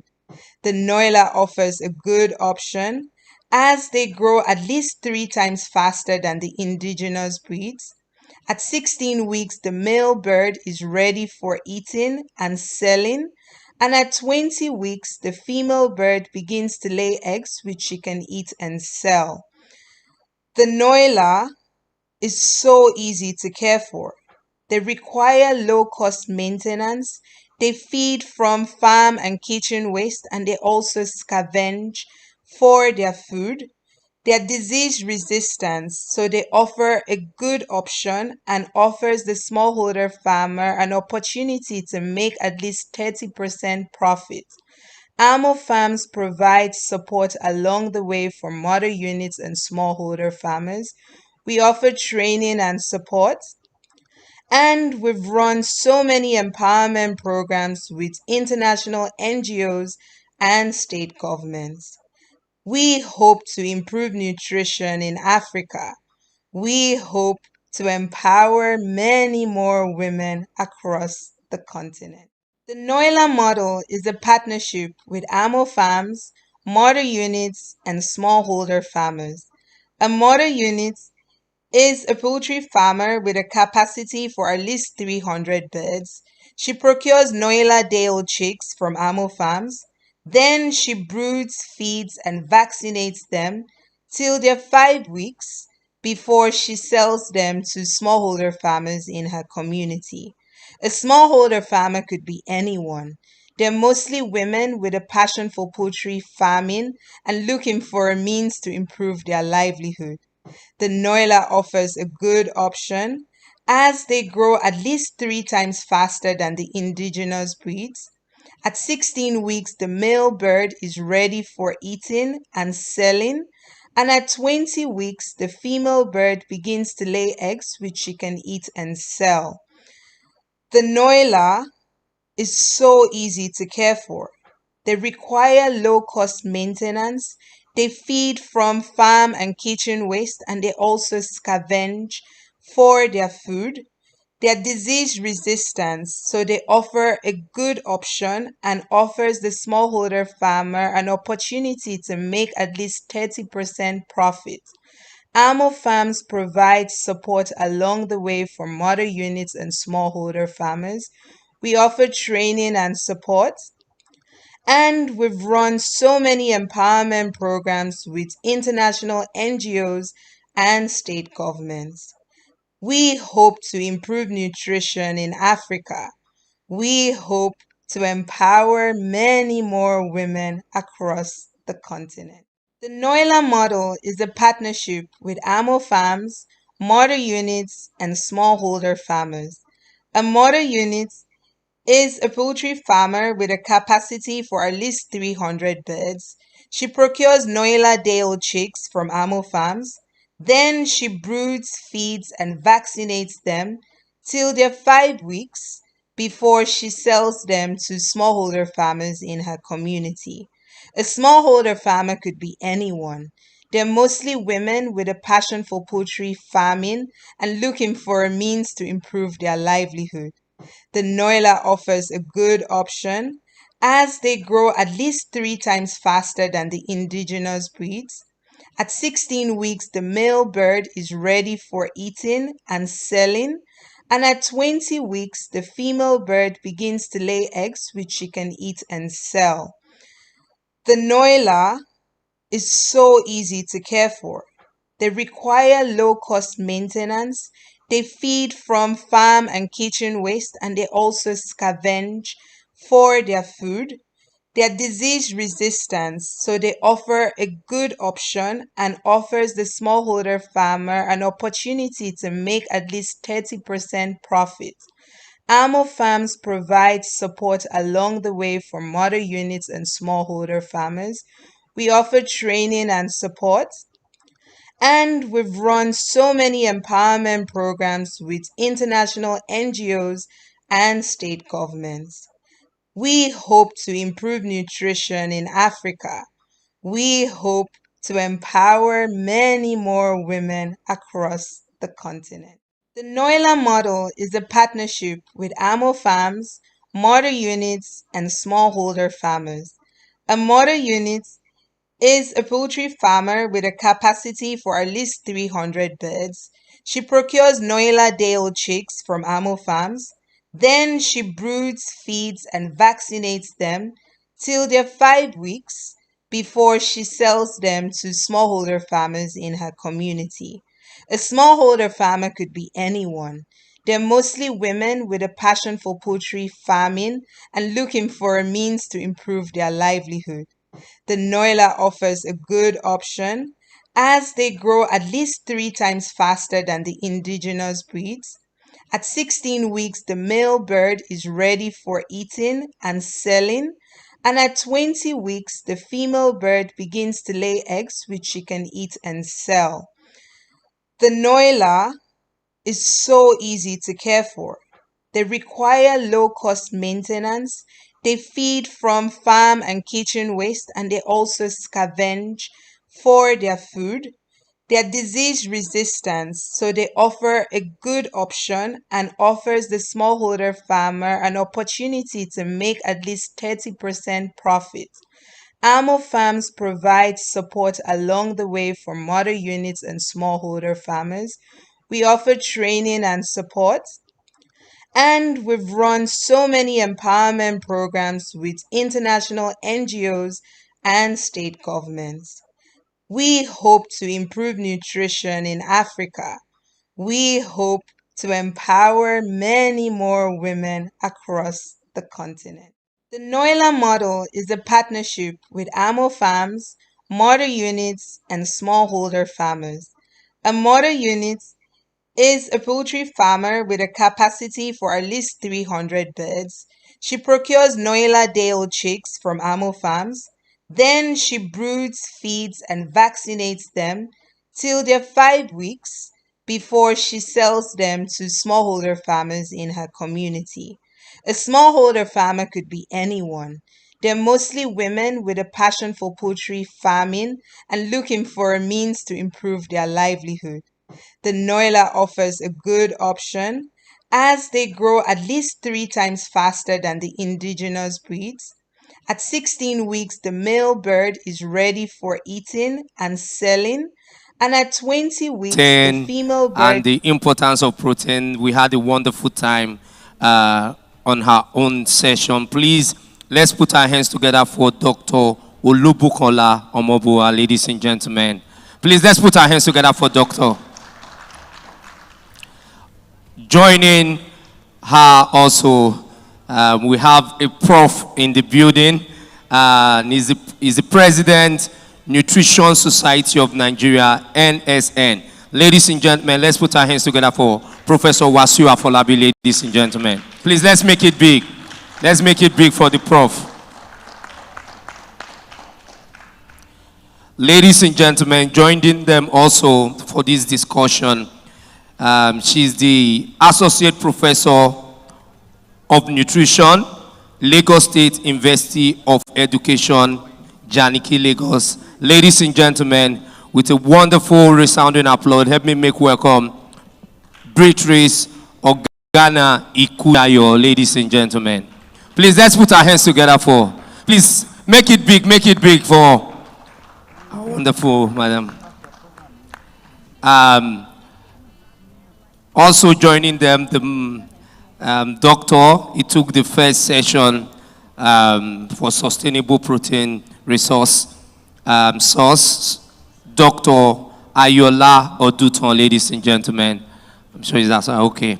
And to help us moderate this session, ladies and gentlemen, she's the Chief Lecturer, Department of Nutrition and Dietetics, Yaba College of Technology, Lagos. Ladies and gentlemen, let's make welcome Dr. Ifoma Augustina Akridolu.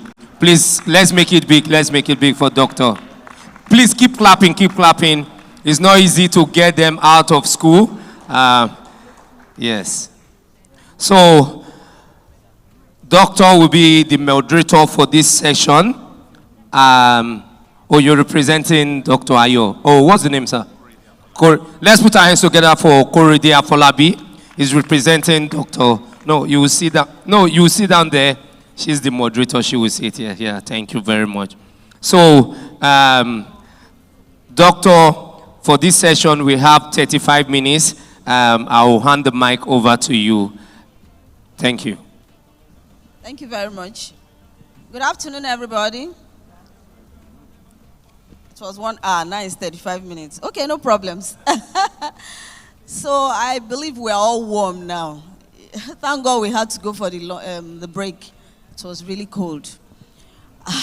So I believe that we are going to have a really good session because we have eminent personalities here. We are still continuing with the conversation on the protein gap and what we can do or how we can close this gap in Nigeria how we can become better nourished. And just like the chief or the keynote speaker, Dr. Bukola, has already done an extensive presentation. The theme still remains protein for a sustainable tomorrow. So since we have just 35 minutes, we are going to be using 1 minute to answer the questions. And I believe that we could put down whatever questions we have. So at the end of the day, we just, we round up. Thank you very much.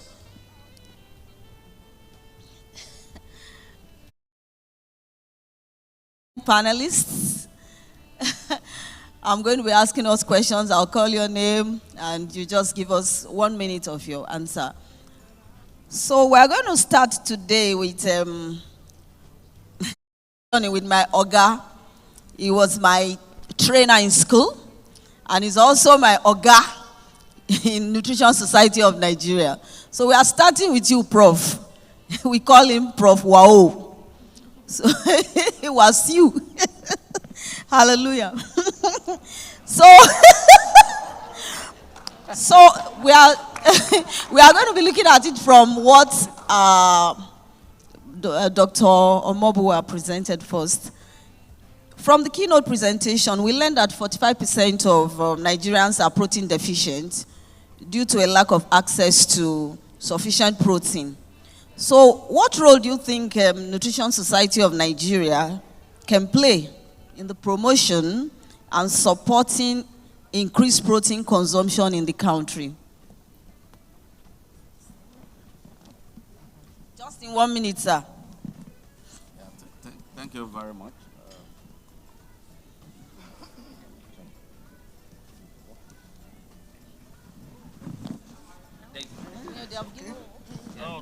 Everyone has it. All right. Oh, okay. Yeah, thank you very much. Yes, the Nutrition Society of Nigeria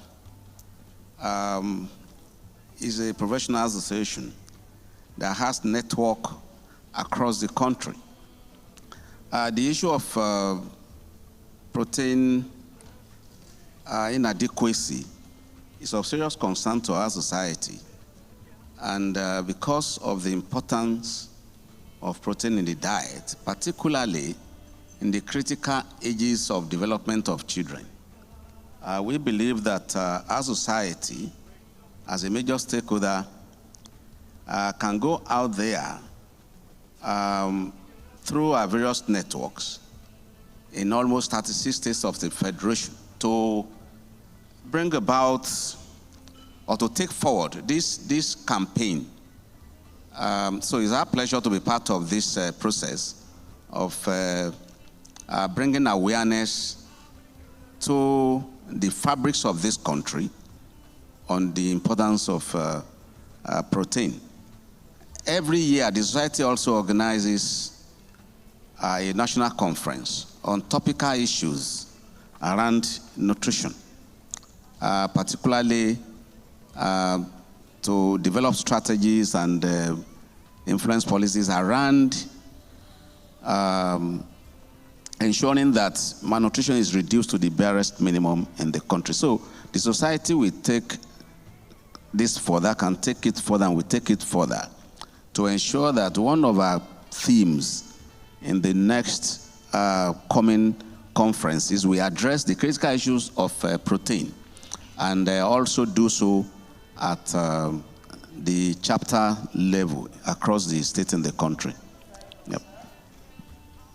Yep. So the next question goes to my friend and sister.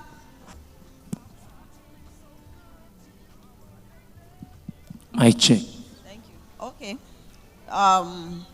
Dr. Beatrice Ogana, please, can you tell us if there are any specific cultural or social factors that influence protein consumption patterns in Nigeria? And how can we address them to encourage a sustainable increase in protein intake? Thank you very much. Of course, there are cultural factors. Most of them are based on superstition. that has inhibited the consumption of protein, particularly among the young ones that really need protein, the under fives and the young people.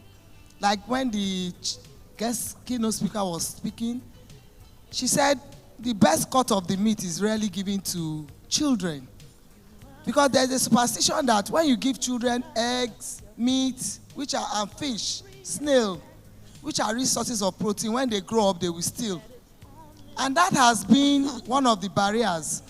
Others has to do with, you are too young to eat protein. If you start eating big meat, you will have longer throats in palace. That's what we mean when we say a child has longer throat, that the child can become insatiable later in life. So those are the issues. Then there's also this factor of class. Animal protein has always been seen as protein for the rich. So the less privileged, they aspire, instead of them eating plant proteins which are readily available and sometimes cheaper, they don't want to be associated with it. They want to pose that they can also afford animal protein, and they end up eating just a little of it. That is where you will see a family with 3 pieces of meat in the plate, and there are 6 that they are going to cut that meat to share, making it inadequate to meet the daily requirements for protein. And that's just few of those cultural and social barriers. But one way I feel that if we can use to curtail that kind of practice or habit is through nutrition education. And this nutrition education can start as early as when the child is in kindergarten. There are a lot of resource materials that can be used to teach protein and other nutrients that are adequate for growth and development. So the children, if they are given that education at that young age, they can grow up and practice it. And I also know the influence children have on their parents when these things are taught to them in school. So when they don't give them meat, they say, my auntie said we need more meat than you. You are taking the big parts. I need it more than you. And that's also a sort of educating their parents and letting them know that they need it more. Then also at the primary health care centers, where these women, when they are pregnant, go for antenatal care, emphasis should also be laid on talking to them first, giving them that education, not only on care, health care or during pregnancy, nutrition care, and child rearing practices that is positive to the growth and development of the children they bear. Can also come a long way in helping to ensure that people eat right. And because when we say eat right, we mean eat the diet that contains all the nutrients in their right proportion. But ultimately, for growing children, protein is it. Because they need it more than the adults.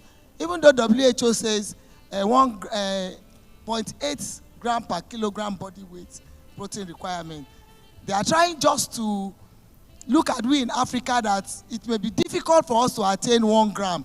So at least if you can make 0.8 gram. But I say, because of our peculiar situation, poverty, ignorance, and high cost of living, it may be difficult for most people to, especially growing children, for parents to feed them and give them the right protein. Thank you.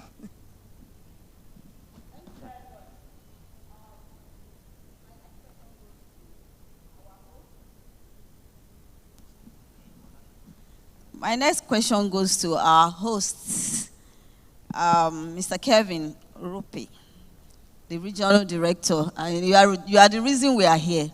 So you are going to answer more questions. Okay, my first question to you is, what are some innovative approaches or technologies that can be employed to promote sustainable protein sources in our Nigerian context? Yeah, well, excuse me. Thank you very much for the question. I think that's incredibly important to kind of hone in on here. So, in 1 minute or less, I think one of the most important, obvious things to point out is that you cannot have adequate protein consumption without adequate protein supply. And you cannot have adequate protein supply without adequate protein production. So by extension, you cannot have adequate protein consumption without adequate protein production.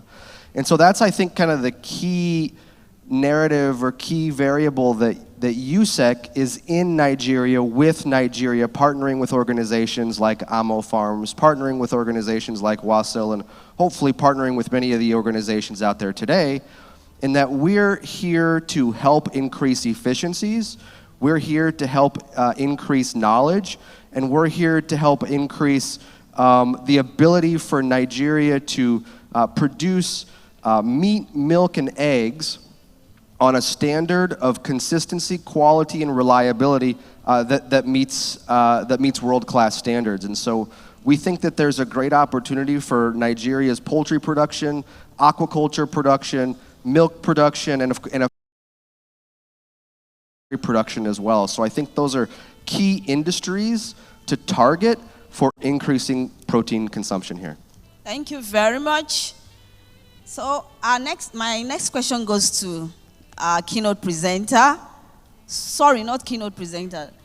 The representative of Dr. Oduto. That's I've forgotten your name, but your name, Korede Afolabi, the Noila people, the innovative people. So I'm going to be asking you some questions about your innovation. Now, protein deficiency is a growing concern amongst the global population. What measures do you think are necessary to combat this problem in Nigeria?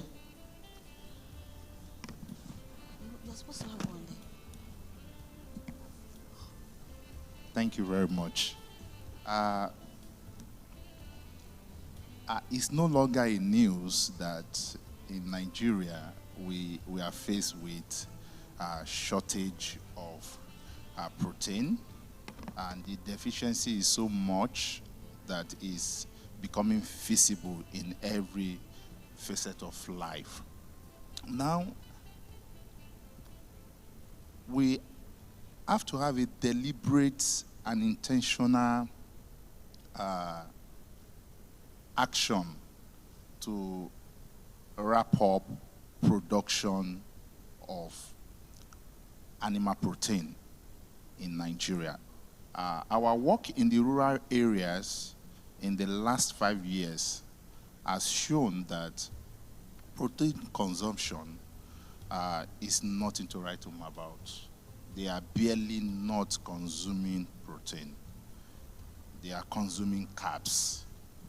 And we have done a lot on social behavioral change communication in communities to sensitize them, to have a discussion with them. In fact, we went as far as engaging health centers where you have women coming for antenatal every week to tell them about protein consumption, why they should do that, and how they can do that.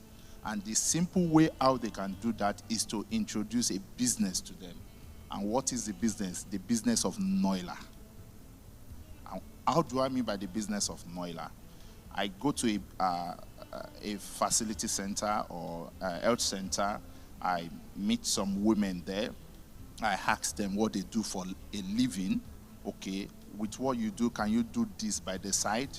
Will you allow me to train you guys? They choose a time, we train them. Do you have between 30,000 and 50,000 to rear birds? They say, oh, we have it. They start rearing the birds. They rear the birds for 5 weeks. We provide additional training and sensitization for a rural community that is very close to them, who can purchase those birds at 5 weeks. So those one purchase those birds at 5 weeks and they grow them. And that way, they are able to have access to the chicken meats and also have access to the eggs when they start producing. So I think government and private sector need to do much. Philanthropists are doing a lot, NGOs are doing a lot, but we need to do much deliberately to ensure that we push this scenario and we'll be able to, increase the consumption of protein in our rural space. Hello? It's working, ma. Is it working? I'm sorry. So our next question goes to Dr. Olubukunla Omobuwa. So in your experience in public health service, what are some of the common health issues that you come across that are related to protein deficiency or even malnutrition? Thank you very much for that question. In my experience, let me say that I'll give some my response from past experiences, not my current experience, because recently I've not been manning the nutrition. Pardon? On the field? So what I'm about to say is that in my past experience, there was a time I was running a nutrition clinic continually for a long time, maybe like about 2 years or thereabout. And that was at the Obafemi Awolowo University Teaching Hospitals Complex, the Urban Comprehensive Health Center there at Eleyele in Ile-Ife.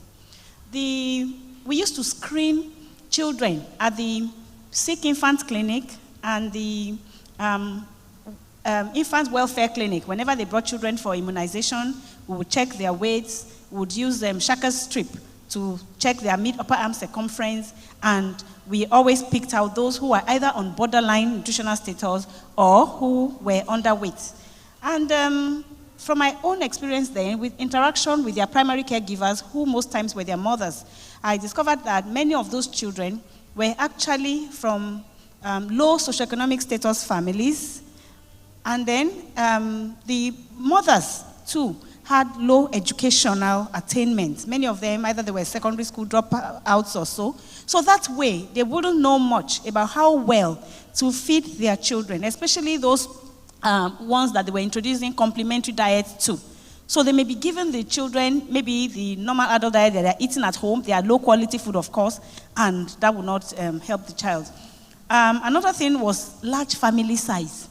You know, many of them, they would have maybe 5 children. For instance, one day a woman came with a baby that was underweight, and she was pregnant, and the baby was about 1 year old. So they won't even let one child, grow to a reasonable extent before start trying to have another one. So of course, with that, the immune status will further deteriorate from the malnutrition, and then they can come down with any disease, infection, malaria, just name it, because their bodies will not be able to fight the infections. I don't know if I can also add a bit to... Maybe later. Later, okay. Thank you very much. So we come back to Professor Afolabi.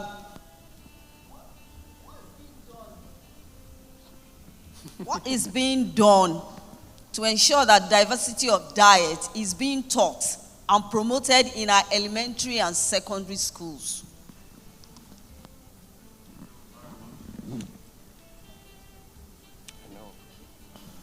Yeah, thank you very much. The issue of including nutrition topics in the curriculum of both elementary and secondary school in Nigeria has been a concern to our society, and a lot has been done in that direction.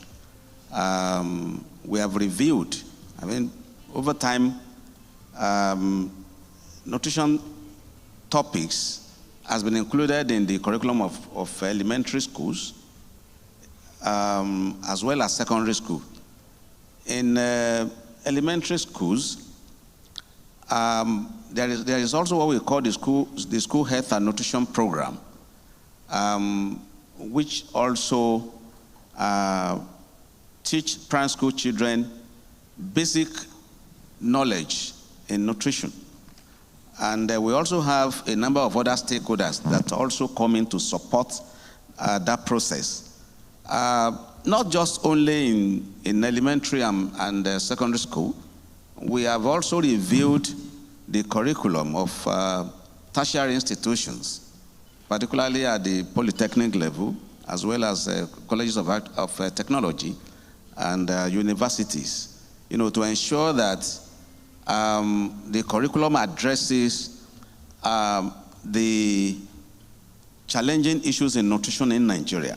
Our society has also influenced a number of organizations to also support that process by, taking up projects that will address the issue of nutrition in secondary school. They support secondary schools to build health facilities, hygiene facilities, like toilets and so on and so forth, providing them with bags, providing them with water, potable water through provision of boreholes and things like that. A good example is the Nestle for Healthier Kids program, which is taking place in Ogun and FCT area. To a large extent, I would say that if you visit any of those elementary schools now, you have basic questions in nutrition, health, and hygiene. Primary school children will be able to, to address. So I must say that as far as that is concerned, I think we are on very good ground there. Thank you, sir. So the next question goes to Dr. Ogana.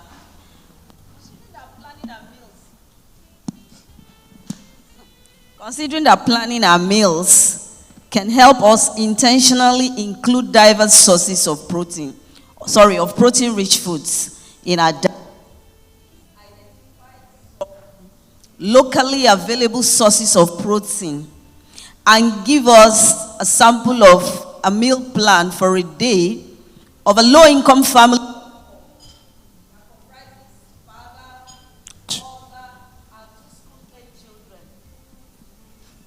Thank you very much. And please give us the cost. All right. 1 minute. I hope my 1 minute will be enough for me to do. It is enough. Thank you very much. Naturally, in Nigeria, we have protein from plant sources and animal sources. And the common ones are the cowpea, sesame seed, locust bean, castor oil seed, then pumpkin seed, chickpeas, green peas, pigeon pea, and bambara granite for the legumes and oil seeds. While we have the cheap sources of protein, we have animal sources, we have the crayfish, crabs, periwinkles. Then we have the cheaper fish like the mackerel, the one we call panla, and other ones. Then we have the exotic ones too. But for the low-income families, they can eat adequately, with, including all these protein sources, by simply using the 6-food guide pyramid. And what is this food guide pyramid? We have the starchy roots and cereals. We have the meat, fish, and eggs, fats and oils, vegetables, fruits, and the other ones we call spices and condiments that we add to our foods. So in planning a day's meal for a low income, I will go for the cereals. As for the legumes, I will have my bean pottage with potato in it. Sweet potato is in season year round now in Nigeria. So I will have crayfish, bean, potato, pottage, and any fruit in season. The oranges are there, the mangoes are there for breakfast. You may think why I'm using that kind of meat for breakfast, because it's in the morning that the family need all the energy they need for the day. While for lunch, we are the swallowing traditional people. We can have a bar. For the cost for that breakfast, that will cost a family of 4 about 3,000 naira to feed. Then for lunch, it will cost them about 4,000 naira with either gari, that's the cassava powder that we used to make fufu or semovita, and you can have either gbegiri or egusi, or you can also use soybean to thicken the soup and add this our cheap panla fish and crayfish. Add the pumpkin vegetable is very common and cheap, and take fruit in season, because for every meal you must take 1 or 2 fruits, or in combination or individually. Then for dinner, you can also have your bean pudding. That's the one we call moi moi. It can be made from cowpea, can be made from soybean, it can be made for any of the legumes. But you add some oil and pepper, spices, that you can get some vitamins from it. And eat it with the thick pap called eko or akam agidi, or the light pap that's the corn gruel. And also have your, either the whole fruits. We advocate whole fruits because in the process of preparing your juice, you may lose some of the fiber and other vital micronutrients. So with a cost of 9,000 naira a day, a family of 4 of the low-income group. 9,000? Yes, can eat adequate meal. But you may ask for one day. 9,000? But you can ask for, but if you divide it by the number of people consuming it, yes, you find out that it's not. 9,000 is high, please. Considering, I'm talking of after the present increase in petroleum, that product that has affected the cost of living. But prior, before the increase in petroleum, with 4,000 naira a day, a family can have the same meal. Thank you. Thank you very much. So, since our host, Mr. Kevin, you have more questions, so I'm going to ask you 2 questions. So when you are done with the first one, I will ask you another. Yeah, because you are the reason we are here, sir. Or you are the one that made us come here. Thank you very much. So my second question to Mr. Kevin is this. What initiatives can be taken to improve the accessibility and affordability of protein-rich foods, especially for low-income populations? Yeah, that's a great question. I mean, and I'll actually kind of touch on a few of the previous panelists, speakers, and comments that they've actually made. So first and foremost, allow me 2 minutes since it's kind of a 2-part question. Okay. So first, you know, the importance that Bookie made with... Sorry, Mr. Kevin, that's the first question. Oh, that was only the first... I want to finish with this before I ask the other one. Okay, understood. So in Bookie's keynote, you know, she mentioned the importance of protein consumption with respect to cognitive development. And one of the, I would say, premier mentors that I have in Nigeria, the person's probably taught me more about Nigeria than anyone else, is Mrs. Dr. Tola Johnson of Catalyst Gold. And yeah, Tola, wave to YouTube. So yeah, there's Tola, stand up. And Tola, tell everyone your personal kind of mantra, your personal credo. Hold on, please. Good knowledge is power. Knowledge is power, right? All right. And so it's fundamental to understand that from a cognitive development standpoint, knowledge is power and good knowledge is even more powerful. And so that's a great way to not only stimulate health, but stimulate economic development because these impressionable young minds will grow up to be resourceful and powerful young adults. The other salient point that Bookie made in her presentation was this concept of womb to tomb. And the first 1,000 days after conception have such a tremendous impact and role on the development of the child's cognitive and health in that person's life. So the first 1,000 days post-conception are critically important. And so a lot of that obviously happens in the womb from the mother. How we can kind of explore more opportunities and better opportunities for accessible protein-rich sources of food, I think the obvious answer, the lowest hanging fruit, is eggs. So eggs, you know, today you can buy 30 egg crate for 2,200 naira. You should eat at least an egg a day. It'll last you a month. They store well. They're incredibly nutritionally dense. They're a complete protein. They are, I think, the easiest way to increase protein consumption across all of Nigeria. Thank you very much. And the second question is this. How can collaboration between stakeholders in the nutrition, academia, regulatory, and soybean value chain sectors be fostered to effectively promote protein consumption in Nigeria? I know that this is part of, this conference is part of it, but other ways.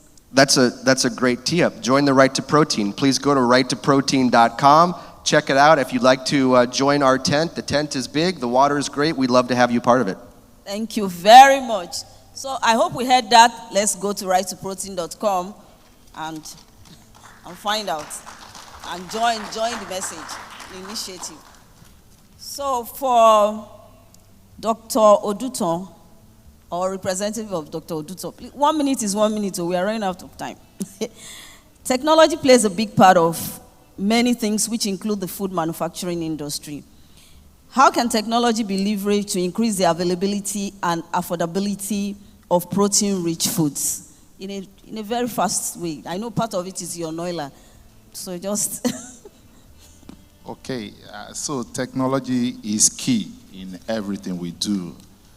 Even for Noila, you use a bit of technology because the breeder farm requires some level of technology. Even the feed, the compounded feed that are given to the birds require some level of technology. So a lot needs to happen in that investment on production of soybean meal, production of those protein-based ingredients that are used to manufacture feed. Although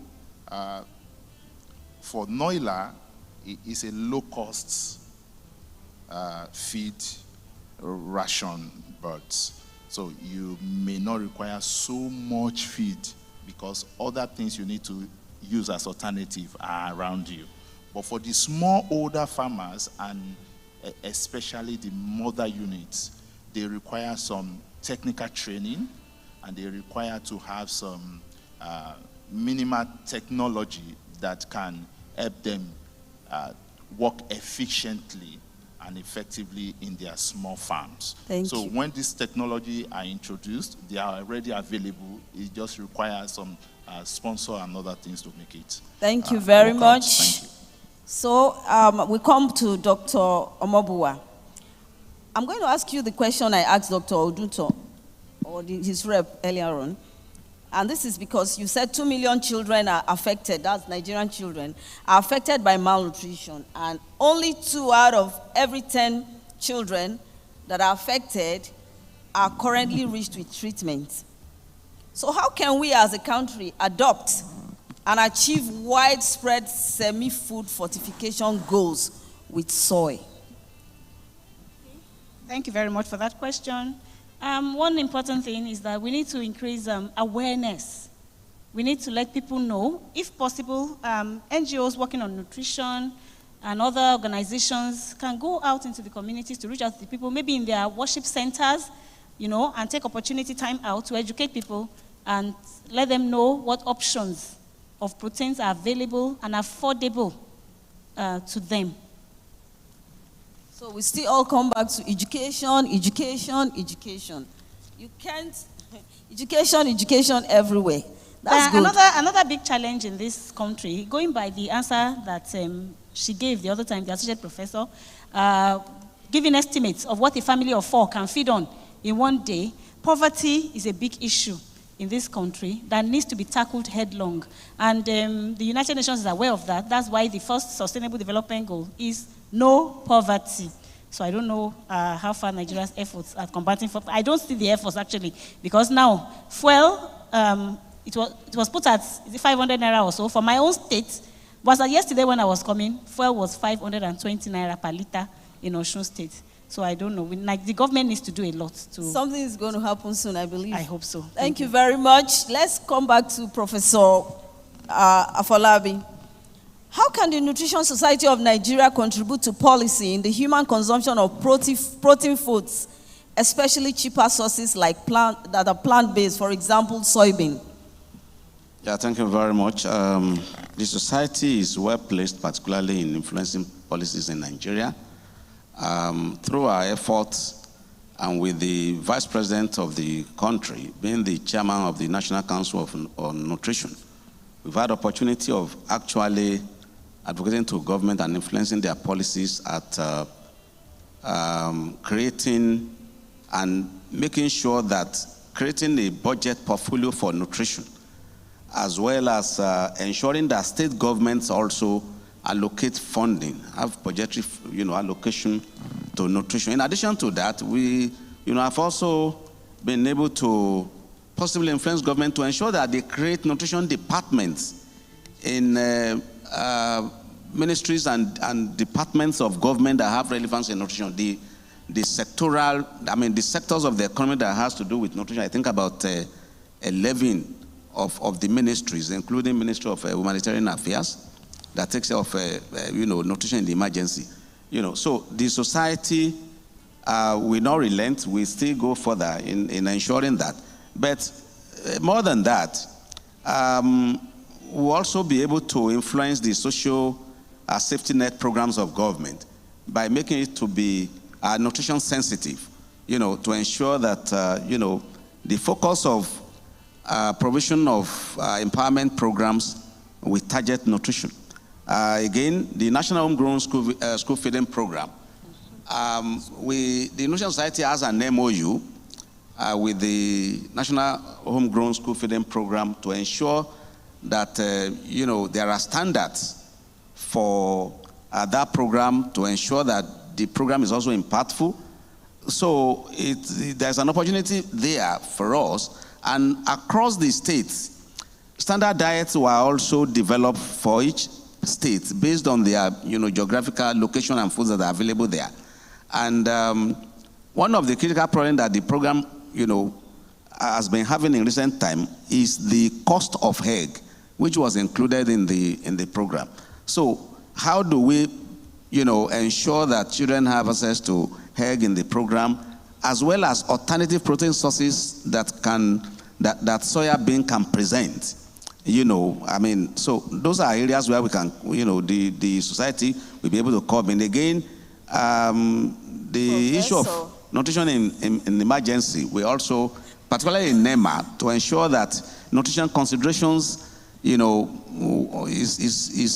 put into their emergency programs rather than just distributing, facilities and things like that. Thank you very much, sir. I would have loved to ask the impact, but the impact of that school feeding program, because I have a lot of, but we can talk about that another time. Because I'm not pleased about what's happening. So, but that's not for us to talk about here. So, I'll go back to Dr. Ogana. Suggest foods that can be made from soya bean and how to make them more palatable. I'm going to be giving half minute now because we are running out of time. But at the same time, we want to make one good thing about soya bean is that it's a versatile and nutritious food that can be combined with any other food or added to other foods. Apart from the tofu and soy milk that is made from it, can be used as, the powder can be used as soup thickeners.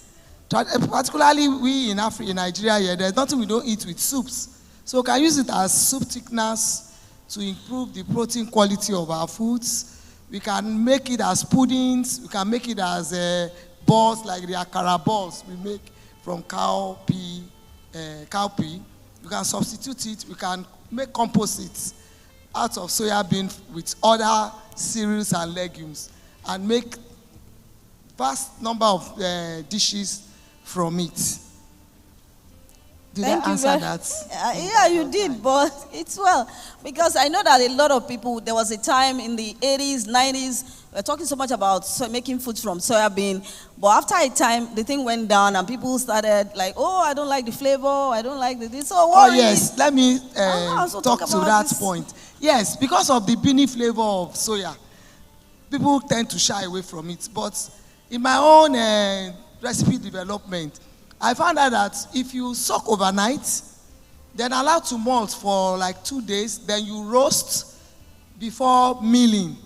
It gives it this flavor that is sweet, nice, that you want to taste it. And you notice that the beany flavor is no longer there. The only thing is that you need to use additional time and energy to process. And one advantage of processing soy is that you reduce the anti-nutritional content, like the tannin, the phytic acid, and the lectins, those ones that will chelate the absorbability of the nutrients in the food. Okay, thank you. You can also flavor it with ginger. Oh, thank you. Thank you. So we come back to our USEC man. So I'm going to ask you 2 questions at the same time too. Now, Mr. Kevin, what are some successful case studies or best practices from other countries or regions, because you are the regional director, that have effectively increased protein consumption? And how can these lessons be applied in Nigeria? Yeah, good. Thanks for the question. So, you know, to dovetail on the previous question, I think the application of technology is incredibly important, but not just the application of technology at scale is very important. So, you know, in the US, we've developed traits and we've developed varieties of soybeans that cater to specific flavors and tastes. So if you want a beanie flavor, we've got that. If you don't want a beanie flavor, we've got that. If you want tofu varieties or soy milk varieties, we've got that. And so in the US, we very much pride ourselves as being kind of the supplier of choice, because as people become more affluent and as their disposable incomes increase, they want more choice in their food products. And so this, I think, becomes critically important to understand and recognize as people, you know, as globalization occurs, consumer choices, I think, need to be understood. So, you know, the other thing is that, you know, you don't need to necessarily look that far away from home. I mean, the Noiler, I think, is perhaps one of the best application of technologies that's at scale, that's localized for the Nigerian market. I mean, in the U.S., you know, we see something like tastes like bushmeat, and we kind of, you know, because we're used to very juicy and very flavorful chicken. But understanding the importance of having that choice in Nigeria is incredibly important. So, you know, I think looking at opportunities like that and supporting the commercial sector, yes, the government is important and it plays a role, but the people that can apply technology at scale are going to be people like Amo Farms and like Waso. Thank you very much. So the next question is, can you discuss some of the initiatives taken by USEC to promote the use of soy protein as an alternative to animal protein, especially in countries where protein consumption is low, like Nigeria? Yeah, sure. So we've got utilization programs all over the world, in the developing world and the developed world alike, that support the consumption of soy in human utilization. Generally speaking, of the protein component of the soybean, something like 95% of that actually goes into animal utilization. So very small actually goes into human utilization, but it's growing. So in the US, for example, it's something like, it was 2.1 kilos per person of soy use in human. It's growing up to 2.7. So the base is low, but it's growing quite rapidly. In India, I think there's a lot of excitement with respect to this notion because there are so many vegetarians in India. And while meat consumption is growing extraordinarily fast, there is a segment of the population, again, that's localizing its flavors, localizing its use cases, and that's something that I think USEC is leading the way in and trying to apply technology for these localized conditions. Thank you so much. So we come back to Dr. Oduton. How can we ensure the increase of protein consumption is aligned with sustainability goals, such as minimizing environmental impact and promoting ethical sourcing practices? That's talking about sustainable farming or whatever. Yeah, thank you so much.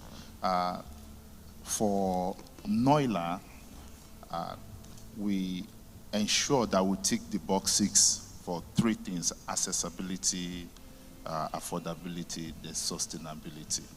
And we also pay attention to the impact on the environment, because every waste that you generate, we also reuse it in one way or the other. Even in our farm in Oyo, every of our waste is recycled. Okay, that's like circular economy? Yeah. Practicing circular? Used for some purposes. And for small, older farmers and the mother unit, every of the waste that come from their small farms are taken away and are used on the farm from one purpose or the other. So we try as much as possible to ensure that what is with a particular mother unit is something she can manage so that there is no contamination or anything going on in the environment. But as much as possible, we try to improve on it continually. Thank you so very much. They said our time is up, but I'm going to ask one general question, please. So anybody can answer it. How can we measure? Because sometimes we do a lot of talk, nutrition education, health, and all that. Or people, how can we ensure that we measure and track progress in promoting protein consumption in Nigeria? And what indicators or metrics should be used to assess the impact of our efforts? How can we measure this? Who is going to take a shot at that? Continuous data collection. Continuous what? Data collection, research, continuous research, so that in case you're even introducing any intervention, you need to keep a tab on what you're doing. You have a baseline at the start. Yeah. For instance, if you want to intervene on a community where you have diagnosed undernutrition or protein deficiency, you need to have data, but baseline data, that this is what the situation is. By the time you introduce your intervention, then you need to do follow-up at intervals so that you can know how well you're doing. Thank you very much. And this can be efficiently done if we have a Ministry of Nutrition in Nigeria. Oh, I hope This you are is listening. what will happen because the professionals Yes. will be there to track these things.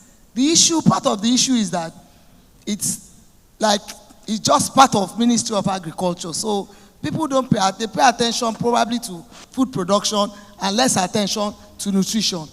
So if we have our own Ministry of Nutrition there, we can track these things easily and be able to intervene promptly and efficiently. Thank you. Thank you very much, because everybody in Nigeria is a nutritionist.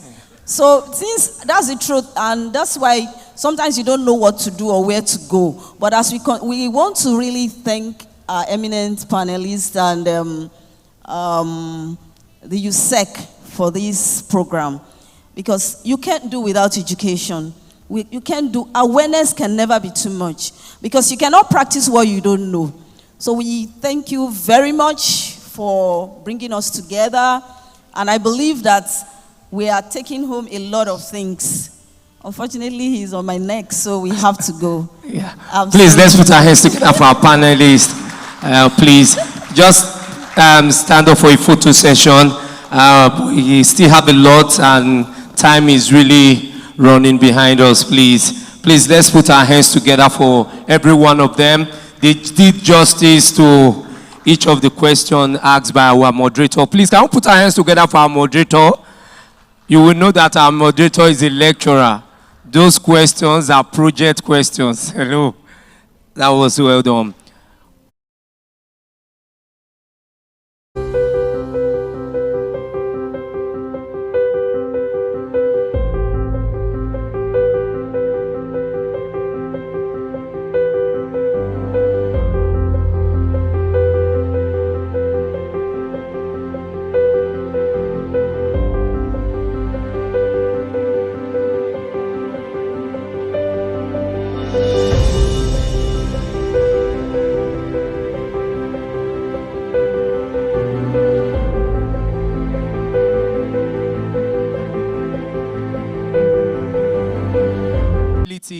West Africa Soy Industry Limited, WASEL.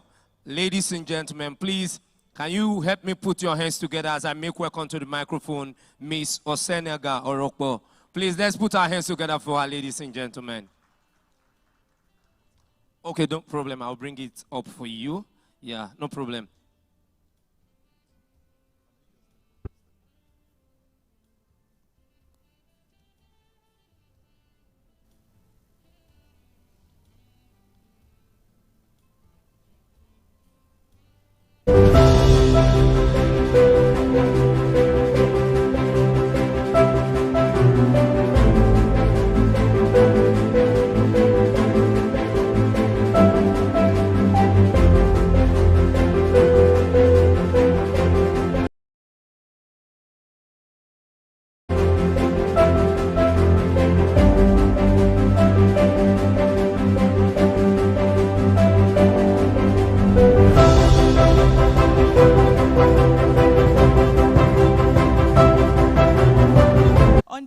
West African Soy Industries Limited, I'd like to stand on the existing protocol and welcome you all once again to Right to Protein Conference.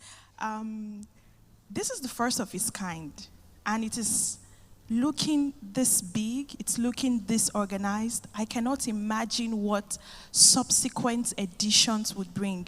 So we want to say thank you to the USEC team for such excellent coordination and bringing such coordination to the shea value chain, to the soya value chain, which was once disorganized, but we are seeing different players coming in. We are seeing different conversations, mentally stimulating conversations that are giving birth to big ideas, not just within Nigeria, but something that will spread to the entire continent and hopefully to the rest of the world. So once again, a very big thank you to the entire USEC team.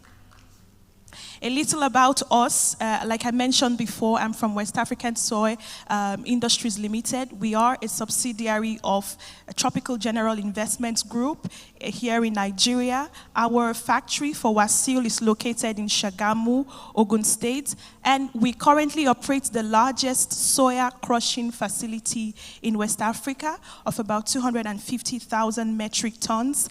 And like I mentioned also, we are a conglomerate in the group with diversified investments across various economic sectors. We have one of the largest rice processing facility. We've just upgraded to about 240,000 metric tons. We also have sesame cleaning plants in over 6 different locations across the country, holding top 3 market share in agricultural inputs, manufacturing and distribution, and so many other investments.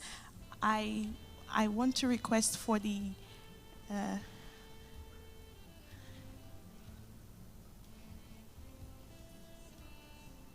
and this afternoon, I'll be contributing to the theme of the conference, Protein for a Sustainable Tomorrow. So as you know, there have been a lot of data shared already, so I would not want to bore you with too much data. But as you already know, protein plays a vital role in ensuring that the human has balanced diet. And these essential nutrients are very important. As we said, they're essential, and we can get it from both animal sources and plant sources. And it's already known that the volume of protein that we consume in Nigeria is way less than what the global standard prescribes. And when we compare it to other countries, we see that ours in Nigeria is significantly low. And this is probably as a result of several factors. So first of all, there could be, these are all, we are just thinking together as experts. There could be a mindset issue. Looking at protein consumption as a country. We've also seen another possibility around affordability, around availability, and different cultural factors. We had previous speakers say things like, in some places, some parents will tell you, no, they cannot give meat to a child, they cannot give eggs to a child, because when you give eggs or you give meat to the child, in no distant time, the child starts to steal. So these are, beliefs that have shaped us as a nation for many decades. And again, in Nigeria, it's interesting to note that in many parts of Nigeria, particularly in rural areas, there are traditional diets that they take, and it's centered on staple food, primarily rice, pounded yam, maize, and this has also affected our consumption as a nation. It's important to diversify for sustainability. So to tackle the problems that are related to malnutrition, related to stunting, related to wasting, and also being overweight, it's now important for us to prioritize the intake of proteinous food. Not just prioritizing it now, but ensuring that beyond us, our children, the places we find ourselves in our communities, everyone begins to prioritize it, because it is definitely going to contribute to growth and nutritional value to the body. Enough of the data. I will just take you onto protein for a sustainable tomorrow. So in a world grappling with challenges and a growing global population, it's important to achieve sustainability and understand also that protein holds significant potential in shaping a sustainable future. As we already know, protein is essential, and therefore sustainable protein alternatives like plant-based protein, they can mitigate the environment strain caused by traditional livestock production, such as deforestation, greenhouse gas emissions, and water pollution. So we're beginning to stress the importance of looking at protein from plant sources as compared to protein from animal sources because of the impact that it can have on environmental sustainability. Moving on because of our time, when we incorporate plant-based protein into our diets, like I mentioned before, we can reduce land use, we can conserve water, we can lower greenhouse gas emissions, and these sources often require fewer resources, and they produce fewer greenhouse gas emissions that definitely makes them more sustainable in the long run.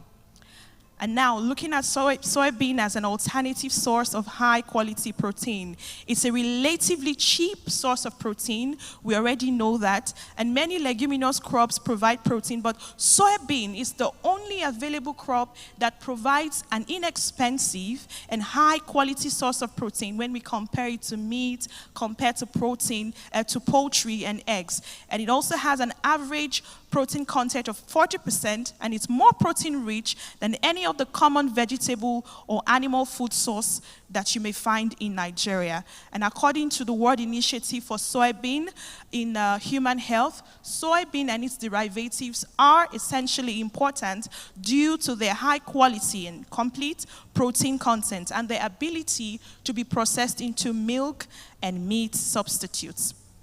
Soybean have been shown to lower cholesterol, and looking at some challenges that are plaguing the soybean chain so that we can begin to think of solutions as we leave this place. The first challenge, as we all know, is insufficient farming capital and a corresponding negligible earning for farmers to secure quality inputs.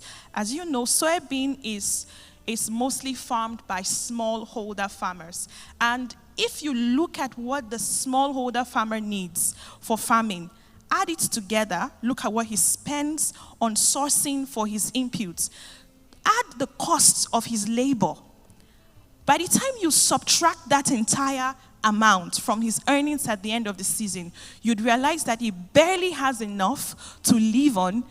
And this is a man who is probably married to 3 wives, who may have up to 16 or more children, has school fees to pay, has to take the wives to the hospital, they have to feed, they have to pay rent, and that this sort of corroborates with what the MC asked before. Who pays for the food? The father. Who pays for the house? The father. So when we look at this whole thing, we realize that there is a serious issue around farming capital. It's also a big challenge to find quality inputs. Another thing we should note is that most of the soya farmers have to stay in distant lands. And so looking at the distance between where they farm and where they have to go get input sometimes can be as much as 120 kilometers or more. And therefore, accessing inputs remains a challenge. There is a big issue around pest and disease management. And because of the huge impact of pests and diseases, it is greatly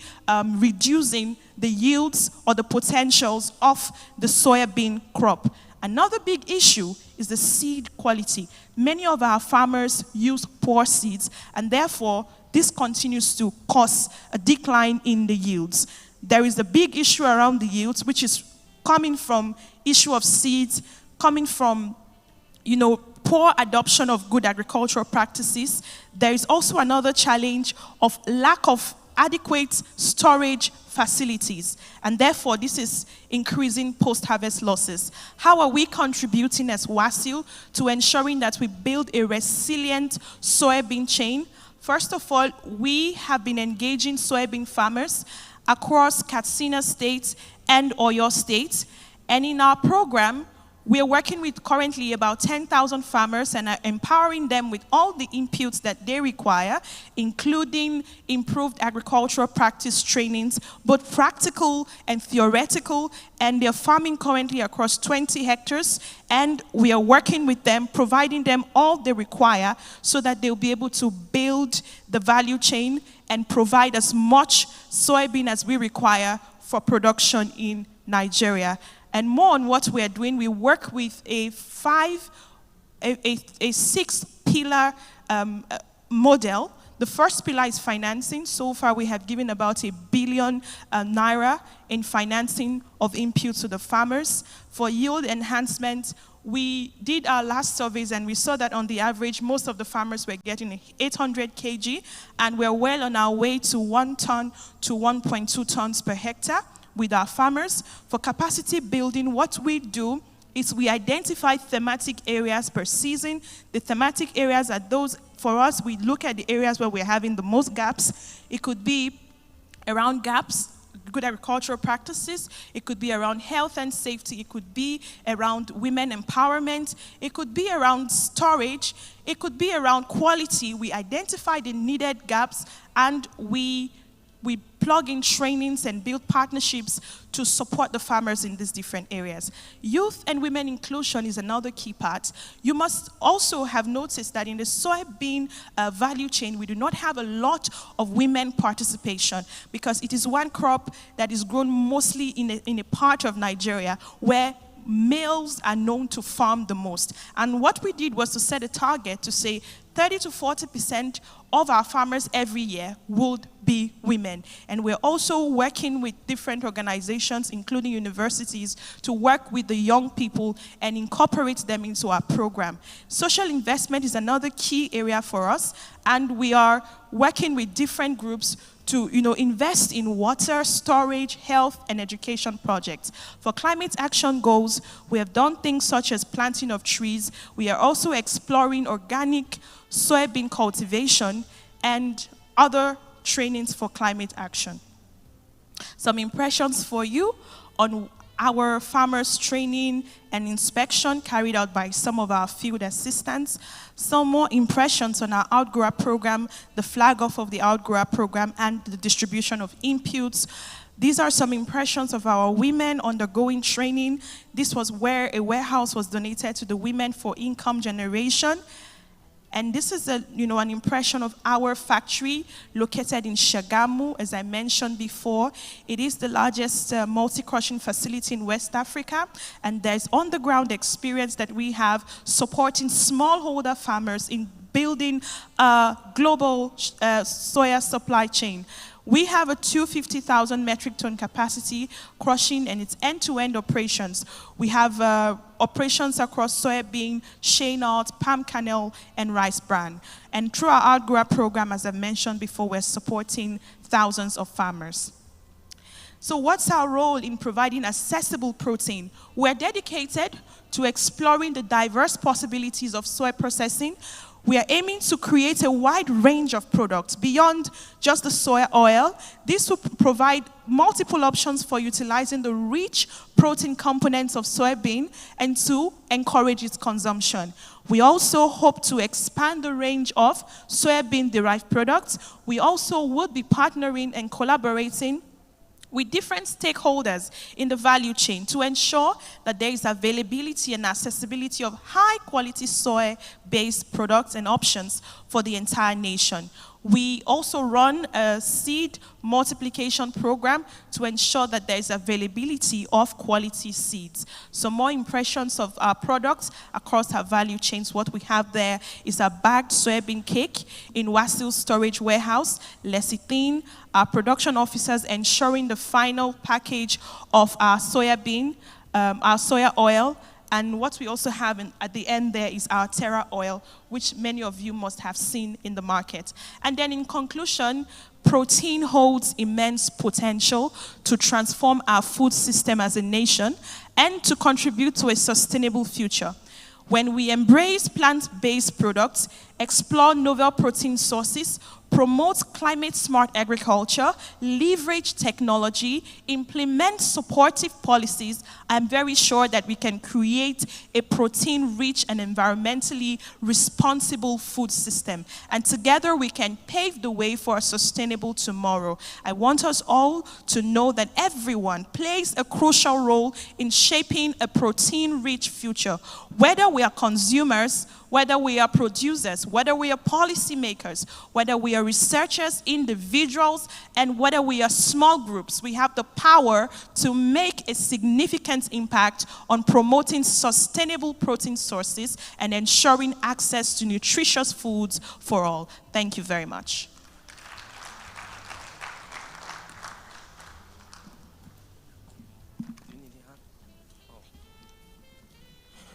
Please, a big round of applause for her, ladies and gentlemen. Wonderful. That was fast and that was very, very impactful. Ladies and gentlemen, we quickly want to recognize the presence of the Deputy Director of Nursing Services, DDNS, of Lagos State University Teaching Hospital, LASUTH, DDNS Fadipe Lolade. Please, can we put our hands together for her? She's representing the Director of Nursing Services, LASUTH, DNS, Adebola Aino. Please, let's put our hands together for her. Thank you so much, ma. Thank you so much for coming. So quickly, we want to move straight to the next item on the program. I'm trying to run fast so that we can finish at the scheduled time. I know some of us have other things to do for the day, but we want to make this program as impactful as it can be. So, ladies and gentlemen, next upstage is coming to tell us about Guide to Food and Label. He's the Chief Executive Officer of Central Industry Limited. Ladies and gentlemen, let's put our hands together for Mr. Durodola Omolewa Kuti. Ladies and gentlemen, let's put our hands together for him. Please, let's make it big. Let's make it big. Please, make it big, make it big. Keep clapping until he gets on stage. Yeah.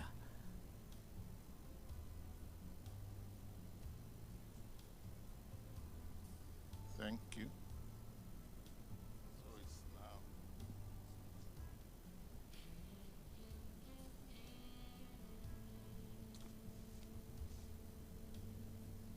Good afternoon, ladies and gentlemen.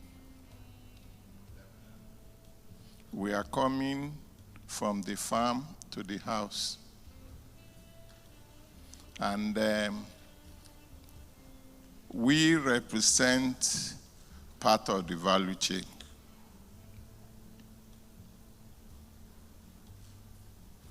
We make soya flour, soya powder, and supply to industries. And in the long soya chain, everybody can play a part. And that's what we have done, because we don't want to start from the farm. Farm belongs to certain group. Primary processing belongs to certain group. Our own is like tertiary processor. And we are proud to be in most of the bread that you eat in Lagos, in Kano, in all over Nigeria. And some of the beverages that you take, we are also inside. And the brand name is Sobek. Sobek soya powder. So the topic given to me is to just tell you how to know whether there is protein in your food or not. And to empower you with essential knowledge and skill for reading food labels, making informed choices, planning healthy meals, storing food safely, and creating a personalized food timetable.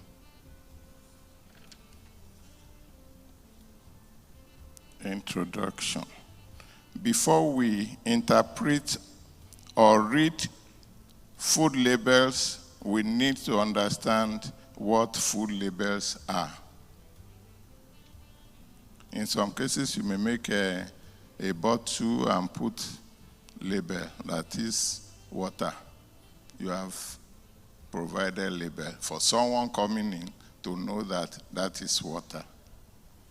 It is any tag, mark, pictorial, or other descriptive matter, writing, printed, stenciled, marked, embossed, or impressed on or attached to the food container or food product. The nutrition facts, i.e. the nutrition fact, ingredient lists, percentage daily intake.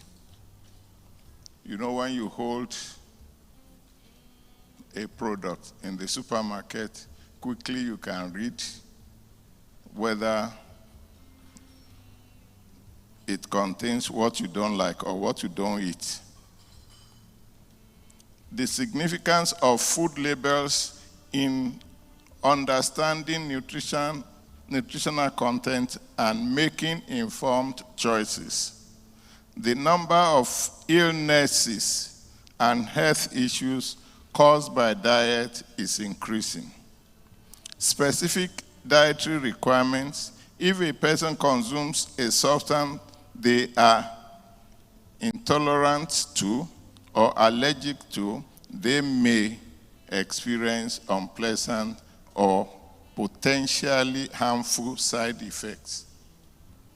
It enables you buy food with knowledge, and it is also enables you to safely store and use what you have bought, like keep in safe, keep in cool, dry place. Reading food labels promotes healthier eating habits and overall well-being, helps to snack healthily. And what we have done in Spectra is to use soya to make snacks. Is to use soya to make swallow meal, which is high fiber. High fiber is made from corn and soya, and then we use extrusion system.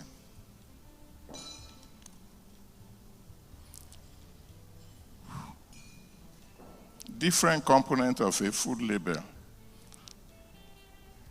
You know, when you hold a food in your hand and you look at the label, you know, in Nigeria, it's not yet made compulsory that we should put all these things. If we produce and we don't put it, there is no law that says we should be arrested. But if you now put it and it's not true, then you are in trouble. You say your food contains protein, so, vitamins, so, and the rest. And NAFDAC picks your products and they analyze it and see that it is not true. Then what you have done is mislabeling, misleading labels, and you know, just like when police catches you and say, I will give you 7-count charge. No how, 2 will catch you. So you see, then there you see calories. And when they now analyze your food and you are wrong, then you are not. So micronutrients, you know, like some people say their food is organic.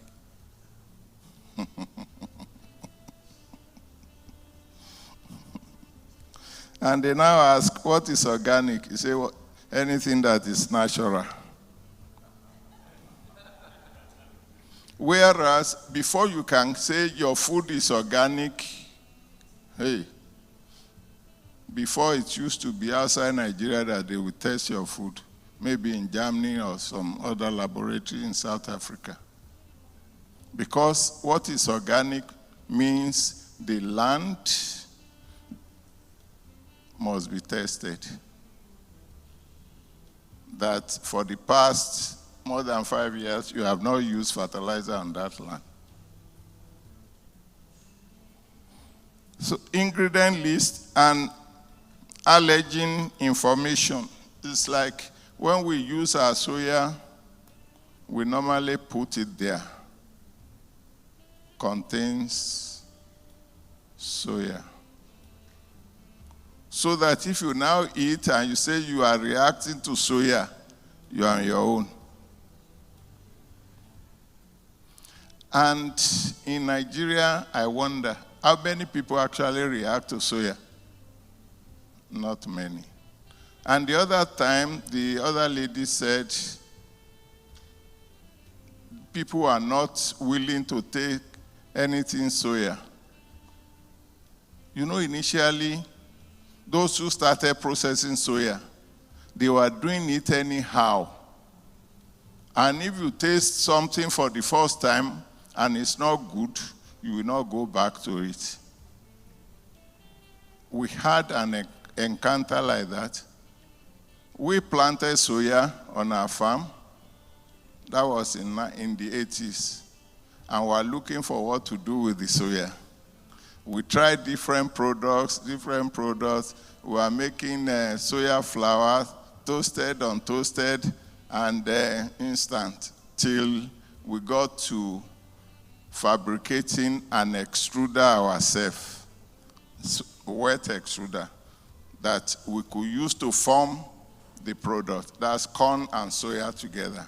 And when we got the thing, we had to fry. People like the product. And we had to we put soya bean crisp. We discovered that those who had tasted soya before were not willing to buy. Then we made another label, corn chips. People started buying. Everybody was buying. I now went to a shop. I saw one woman buying the corn chips. I said, why did you buy corn chips and not soya? He said, never in her life will she take soya. I said, madam, you are eating the same thing. It's because of people like you, that's why I did corn soya crisp. He said, eh?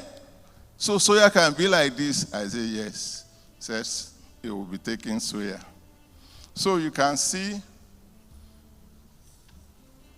we started, since we are professionals, we know what we can do with soya. And the soya we have made, we are still going further. Now we have made it possible for many people eating bread to eat soya. We have done the powder for other industries to use. Now, depending on the level at which they are using it. We are not stopping. We are still going into turning soya into meat. If you don't know, you eat gala. What's inside gala? Is soya, not meat. I think in America there is a Beyond Beef. That's burger. It is made from soya. So talking about making protein available to everybody, supposing we have about 10 companies processing soya into food. What can be faster than eating snacks? It's something that you buy on the road, and before you get to 1 kilometer, it's finished. Through that one, it's easy to pass protein to everybody. So all we need is a support to be able to expand our lines of soya products. So there is a product there, that's the soap. Okay, what I have, that's the iFiber, made from soya and corn. Instant iFiber. All you do is just pour it into your bowl, add water, warm, hot, or very hot. You will make your meal without putting it on fire. We had already done the cooking for you. All you need is just water. Then the type of soup you want, you can add. What else do you want from us? So, this time, the wife, the husband, just knowing where the soup is, you don't need your wife again.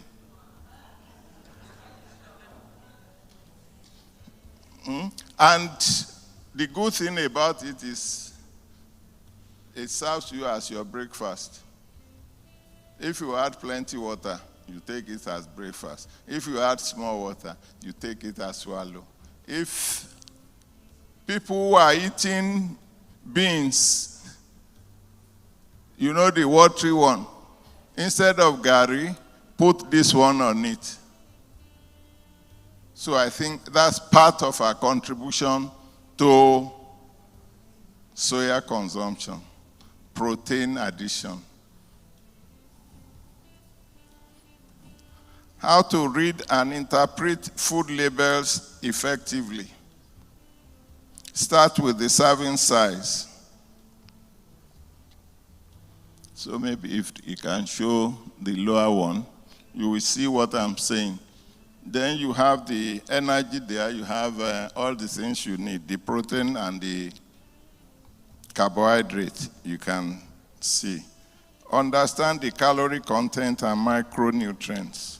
Micronutrients, then macronutrients, that's where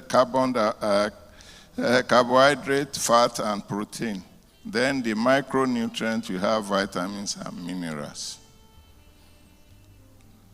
Then we also did something, you know, when they talk of RUTF, you know, it has always been granite.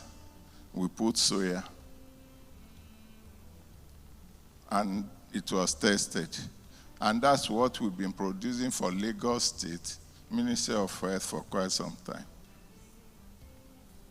Then some contractors brought their own for Northeast, which we produce for them. Check the percentage daily value for important nutrients. Scan the content list for allergens or unwanted additives. So I think tips for making informed choices when shopping for groceries. Plan meal and create a shopping list based on dietary goals.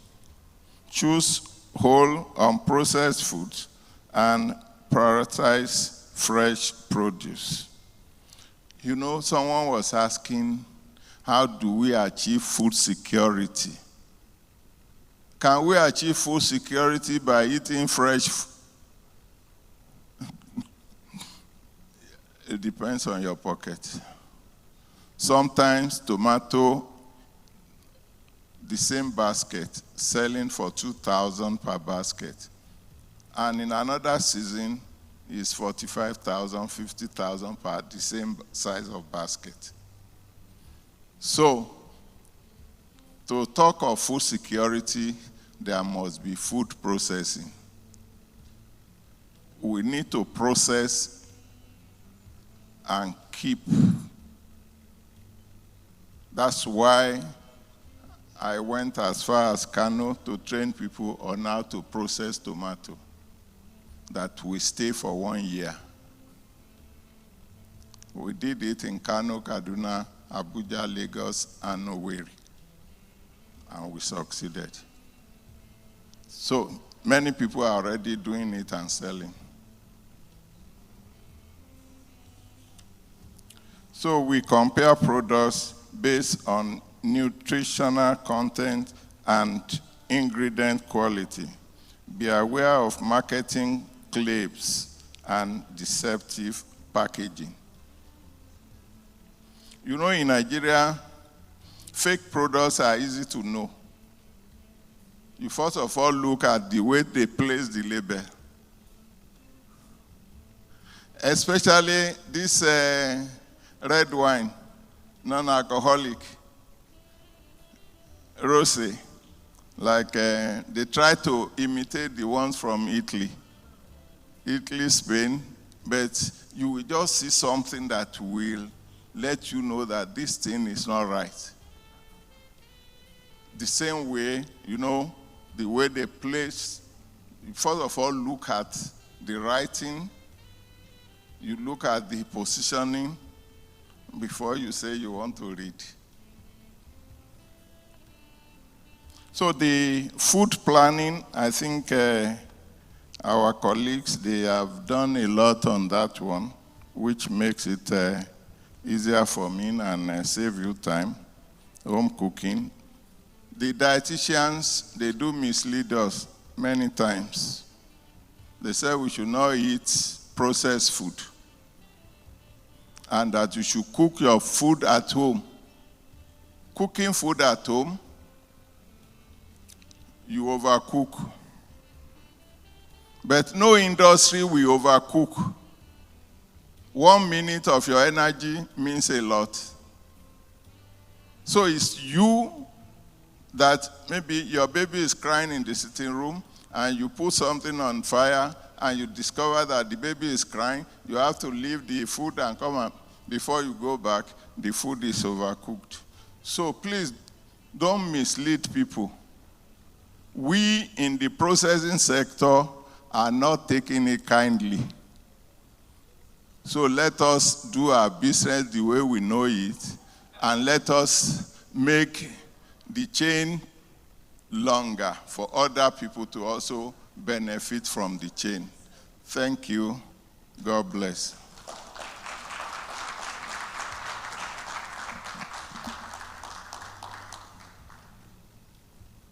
Don't worry.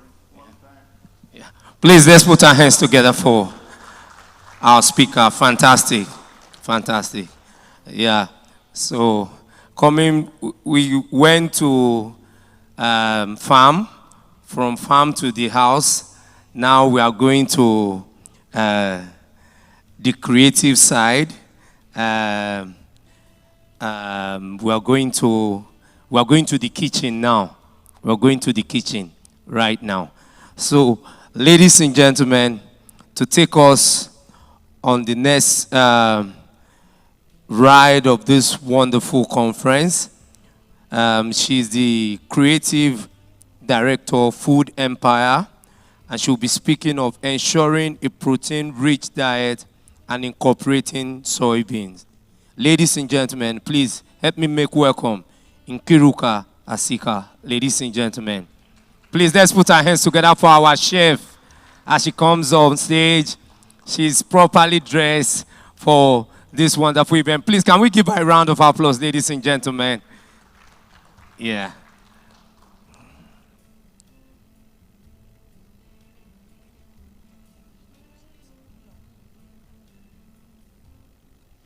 Good afternoon, everybody. All protocols observed. So I'll be talking about how we can include protein in our daily meals, having the Nigerian context in question. So I want to start with protein. In Nigeria, we look at protein as an expensive part of eating.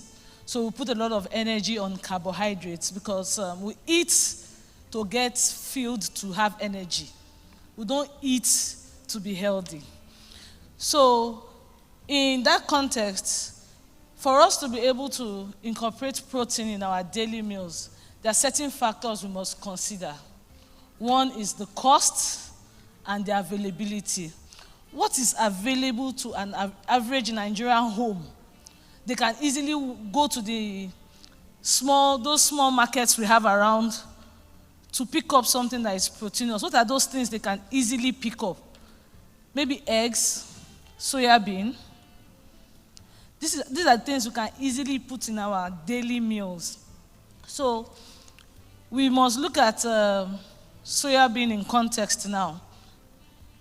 When you have children, instead of putting maybe milk on their pap, let's say for breakfast options now, we want to have breakfast. You make pap. Some people call it ogi, some people call it agidi. You take a teaspoon of soya bean powder and you just mix it for him. You have introduced protein to that child. Now, every Saturday in a Nigerian home, is akara, is moi moi, is ogi. Oh, even Quaker oats. You can take Quaker oats, instead of putting the sugar, the milk, just a teaspoon of soya bean and you are fine. So I'm going to be concentrating on 5 things today. The first one is we're going to learn how to substitute all-purpose flours with soy flour. The second one is how do we replace carbonated drinks? Most of us give our children a lot of carbonated drinks. So we're going to learn how to just change from these carbonated drinks to soy drinks.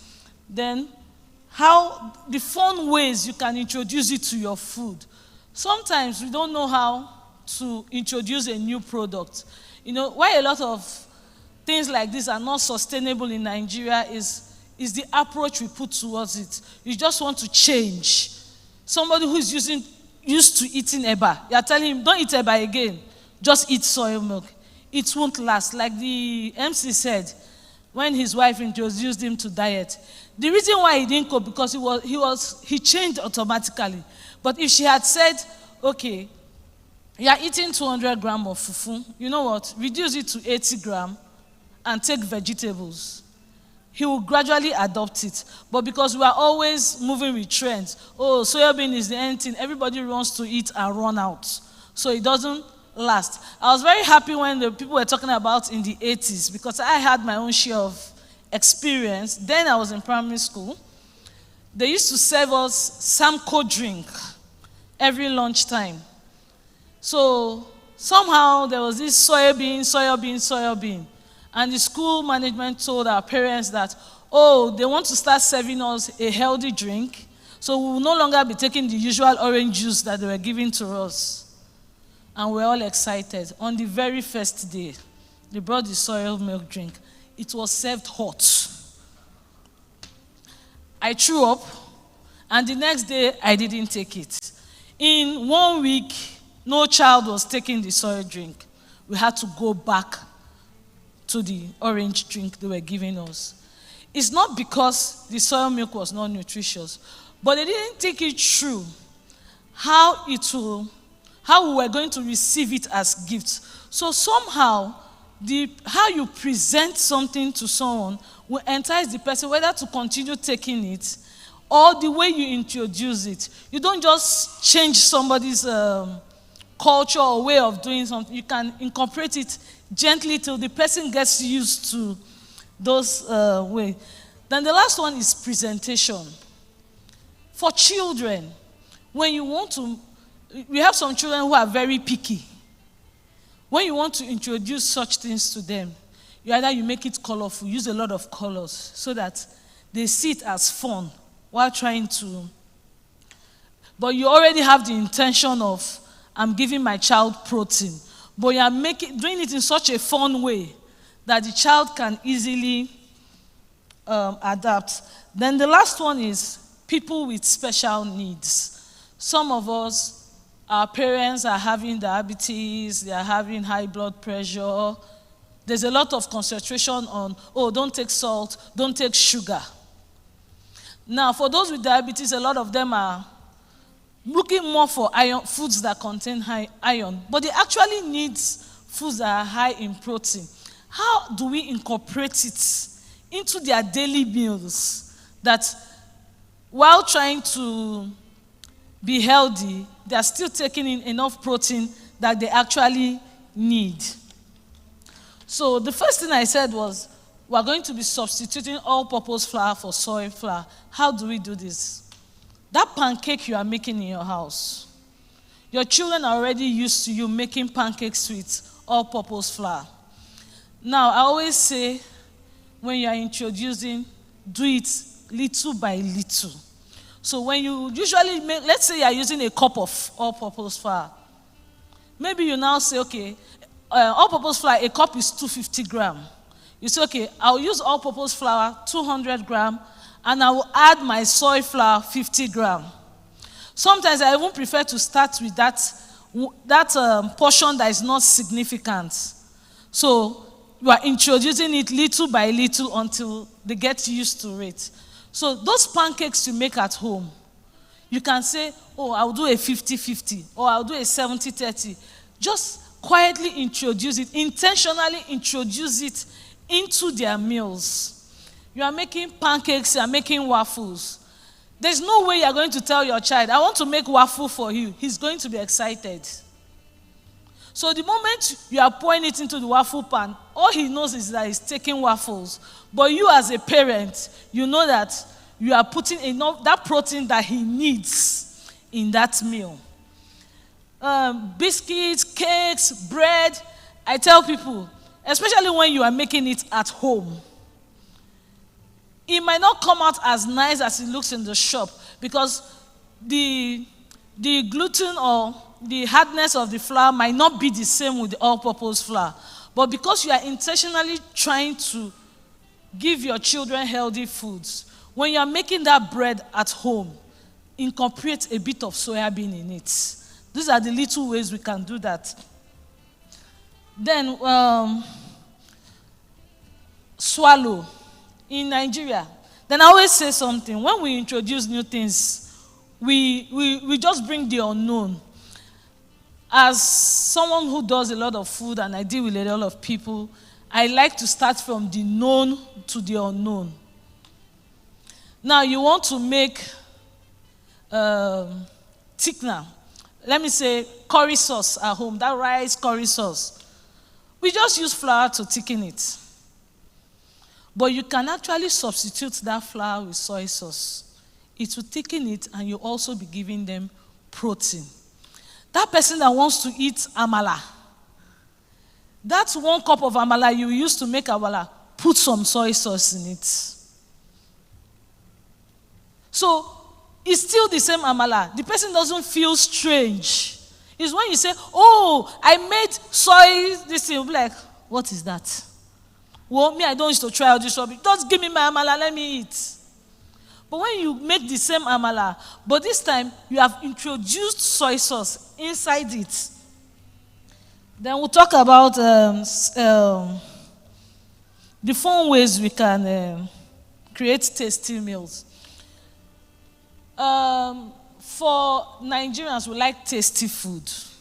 So when you are making food for a Nigerian, you are not putting pepper. It's not going to go down well. So if you are making, let's say for instance, you want to make pancakes. Your children are picky. There are the times where they see the onions, they see those things inside. They start picking it out. You can actually blend it into a very smooth taste. Like when we went out for lunch, I tasted the chicken they made outside. It was very spicy and nice. But I can tell that you had this question of, is this the normal pepper? How many of you experienced that? It was yellow pepper. Because it's flavored. So it had this beauty added to the chicken.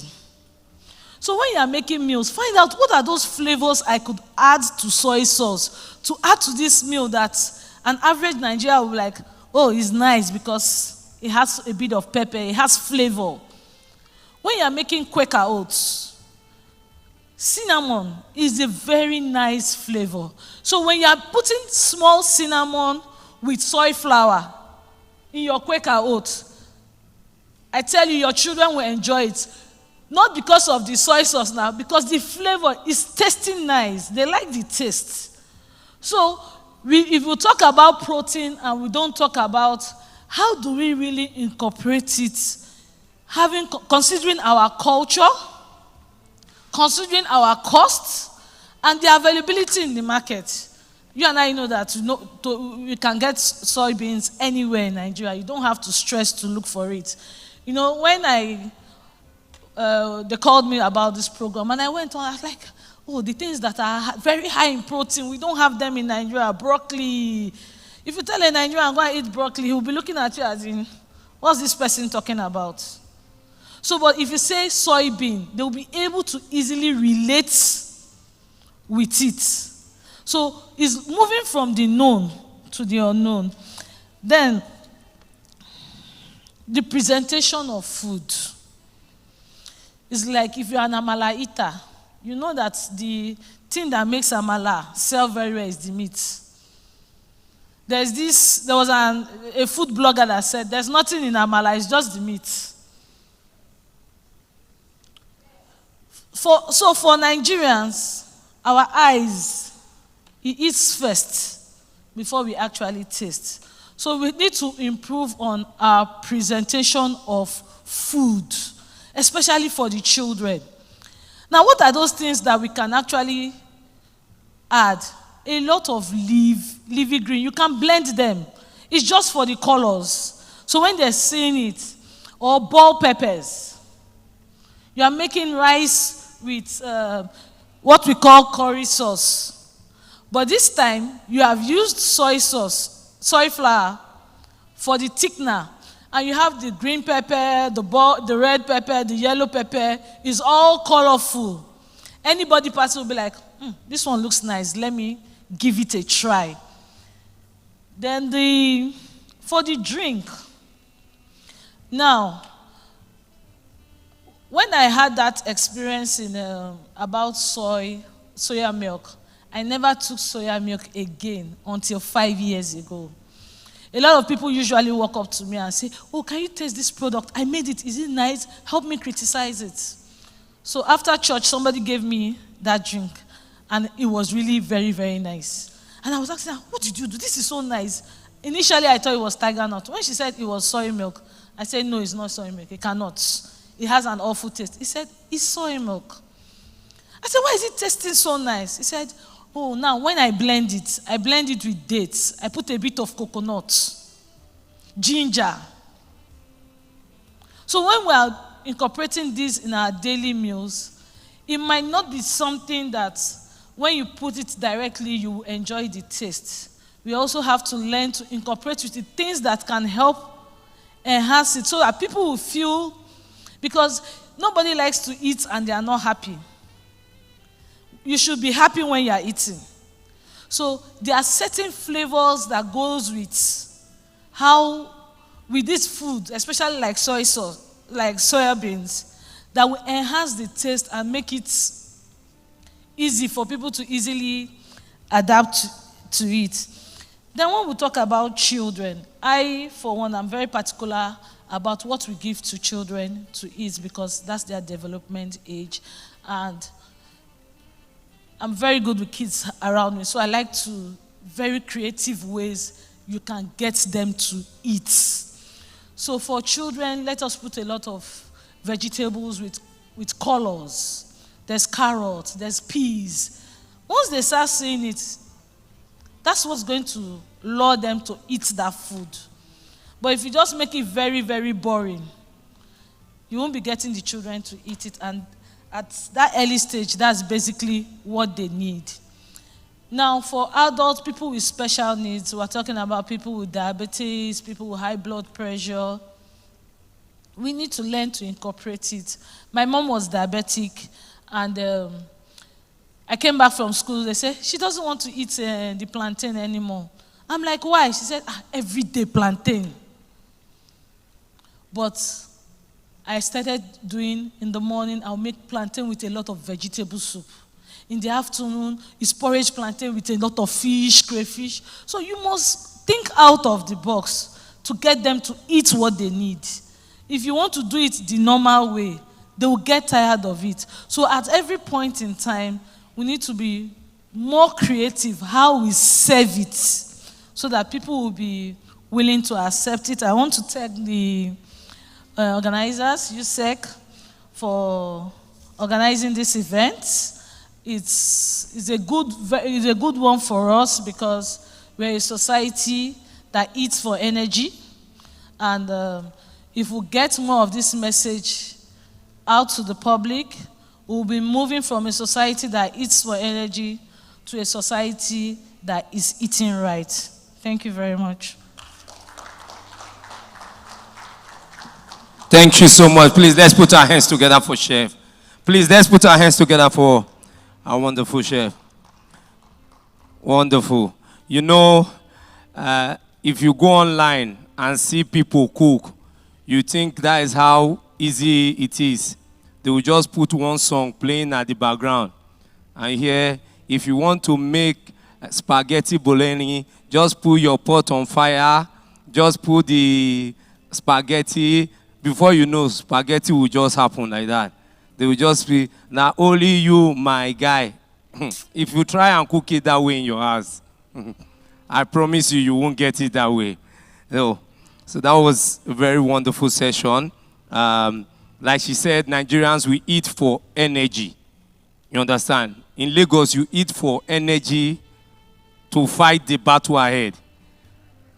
Because you can't be living Lagos, you just drink soy milk. You need to add something to it. Because you will struggle with conductor, they will frustrate you. You know, as you are coming to your house, NEPA have taken light, you want to on your gen, your neighbor has used your fuel. You understand? So many struggle. So we will learn how to eat right as Nigerians, and that's why USEC is putting this together for us. Please, let's give them a round of applause one more time. Yeah. So, ladies and gentlemen, if you know this conference has been impactful to you and you have learned something, please, can you stand up and let us give USEC a big round of applause. We need this feedback. We need it. We need it. We need it. Yeah. So, yeah, please, let's give them a big round of applause. Let's make it big. Let's make it big. Yeah. So, it's now left for you to take this message and tell people around you, let them know about this. Like I said earlier on, our social media handle is at the top right corner of the event flow. So follow us. You will be sharing more information. You'll be hearing from us on our social media platform. At this point, ladies and gentlemen, it gives me great joy and honor to bring up on stage for the closing remark the CEO of USEC. Ladies and gentlemen, help me make welcome Mr. Jim Stoddard, ladies and gentlemen.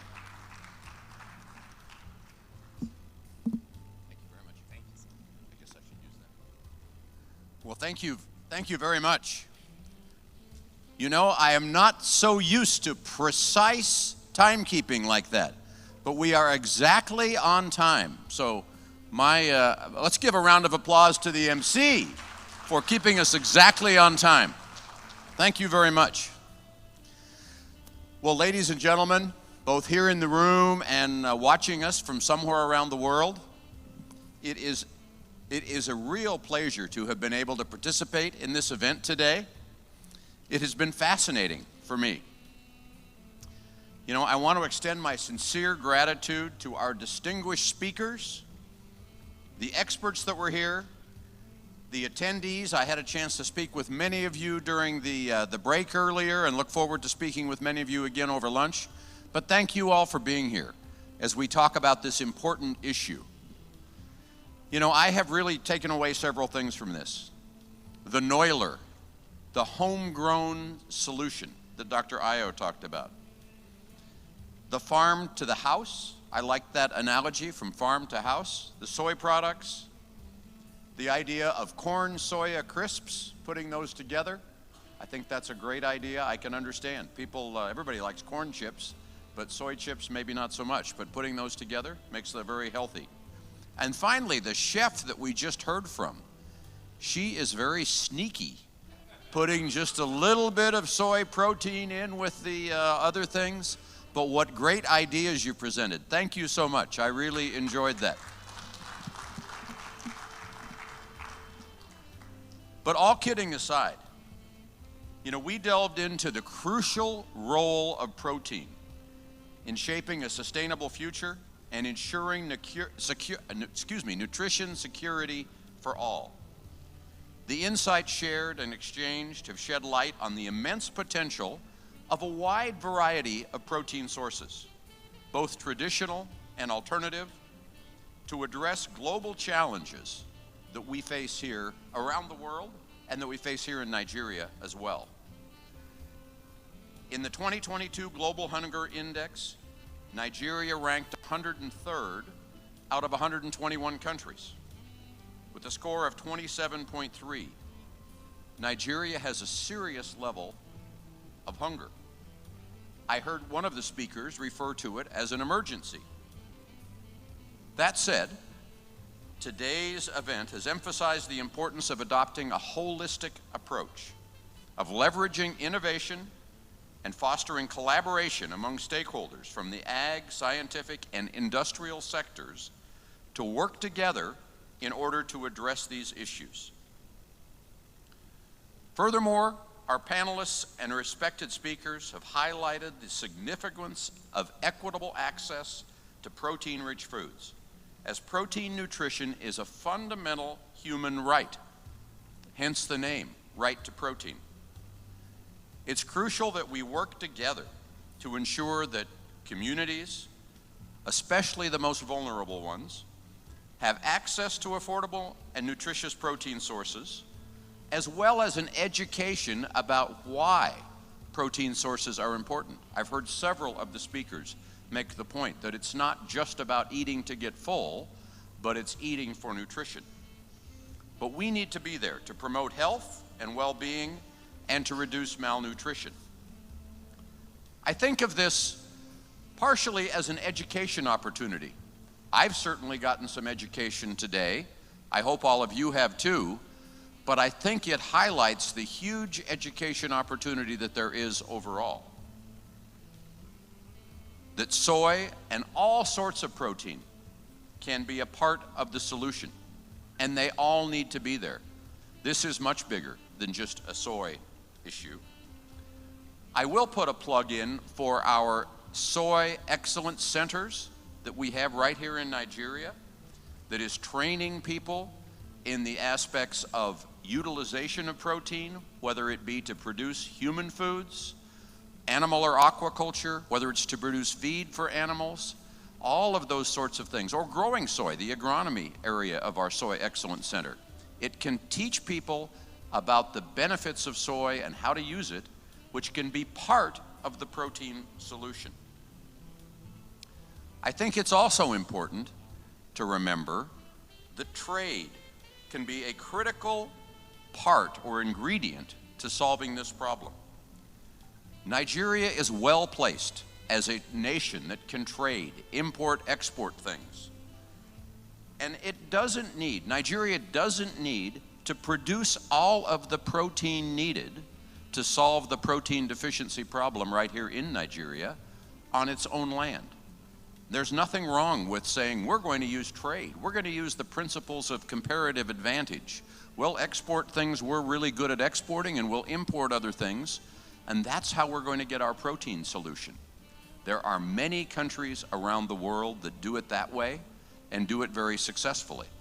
And I just encourage the people here not to have a closed mind about that, to think that trade can be part of the solution in terms of solving this protein problem.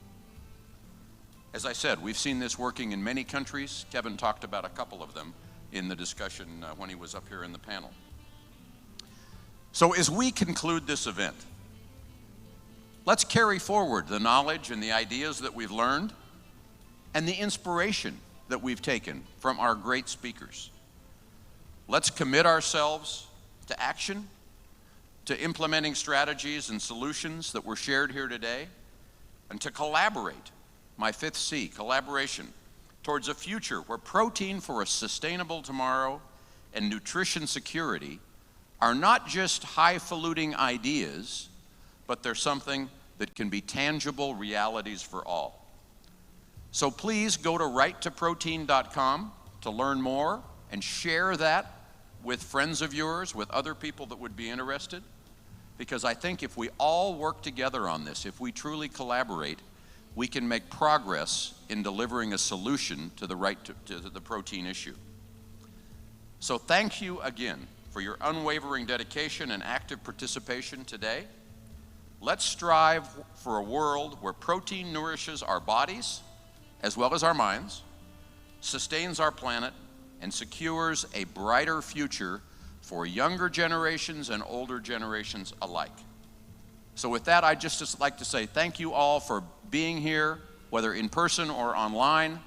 Thanks to the organizers, thanks to all the speakers. I think we've had great discussions, but don't let it stop here. We need to keep moving forward with the right to protein concepts. Thank you very much.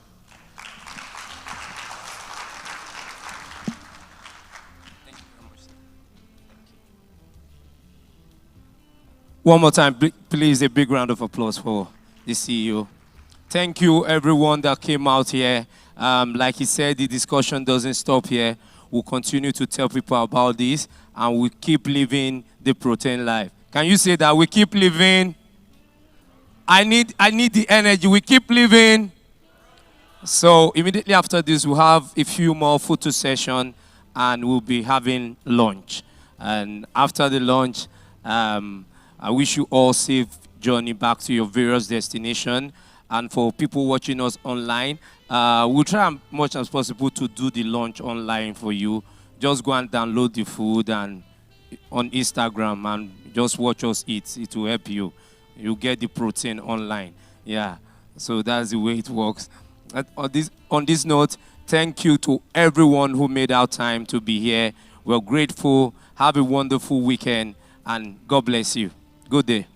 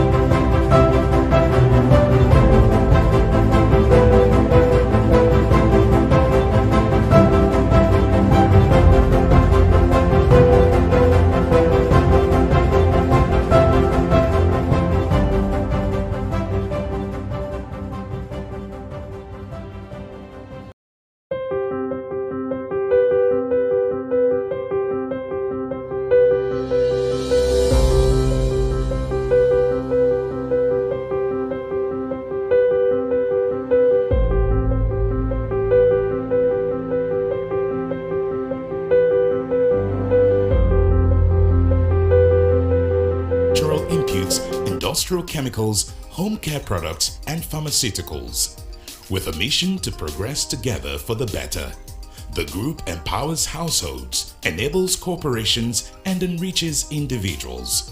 TGI's investments focus on driving inclusivity and value addition using locally sourced raw materials, state-of-the-art manufacturing facilities, and a highly skilled workforce produce world-class products that are consumed both locally and exported to the global markets. Under food and agribusiness, we have West African Cubes, Wakot Rice, Wakot Limited, Fludor, and our focus, West African Soy Industries Limited. A TGI Group company, also known as Wasil, is active in the soy value chain and operates one of the largest specialized oils and fats processing complexes in Africa. The manufacturing facility is located at the Flowergate Mixed Development Scheme, Shagamu, Ogun State, Nigeria, with raw materials sourced from farmers in Kaduna, Katsina, Niger, and other states across Nigeria. At Wasil, soy is processed into various end products. As a daily safety routine and to minimize the risk of accidents, injuries, and hazards, intense safety trainings and personal protective gears are given to every worker and visitor according to industry best practice. The soybean is supplied to Wasil from different states in the northern part of Nigeria.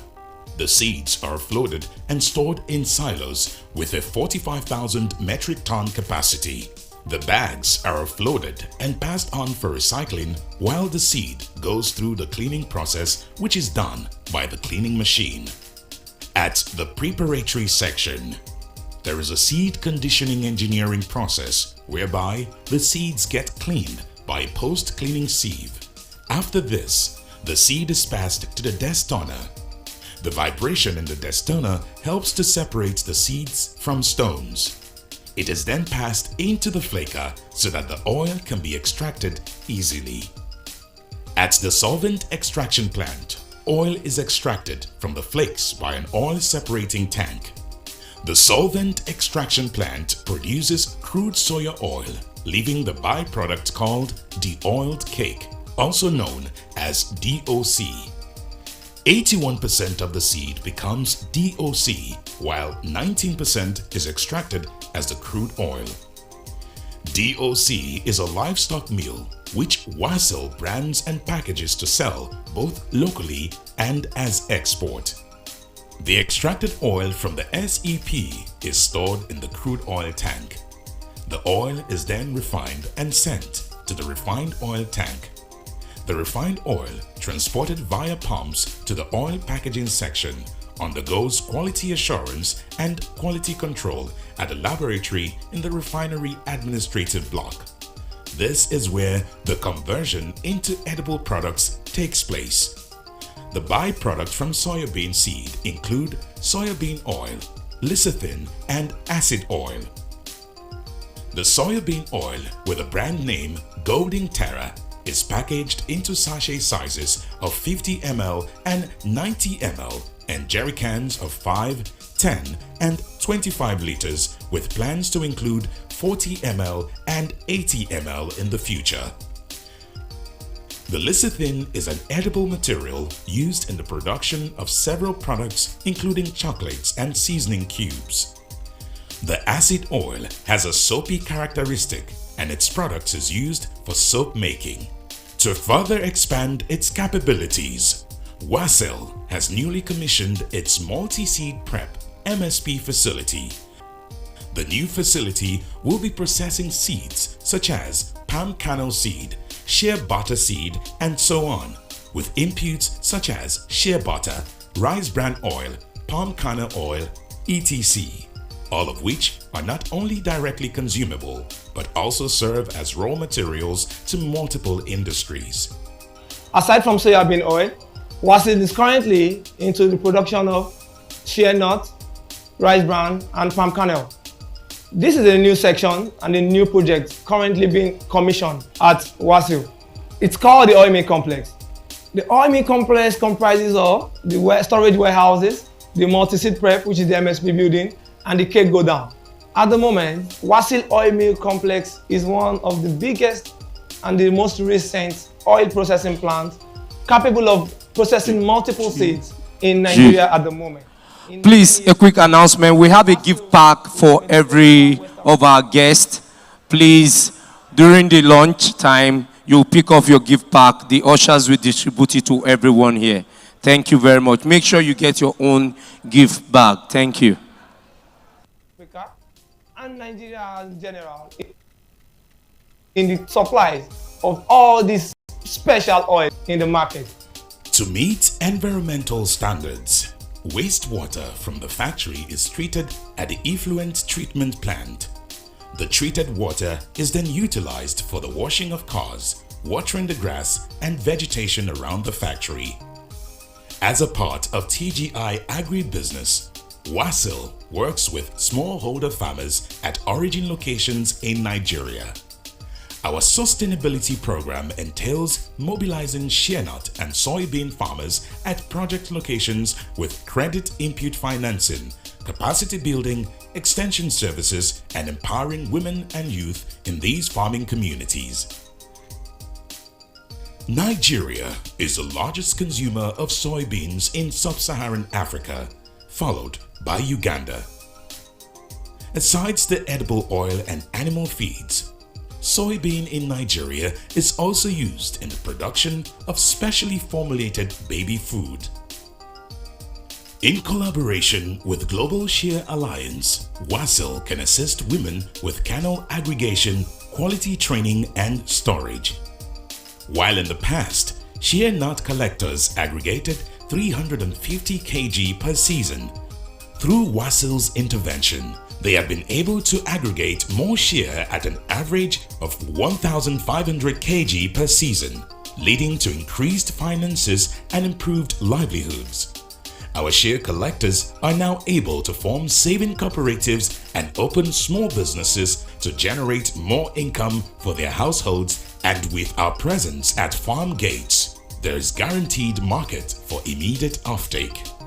With growing demand for soybean and shea in the international market, Wasil is committed to contributing its quota to supporting Nigeria's growing populace.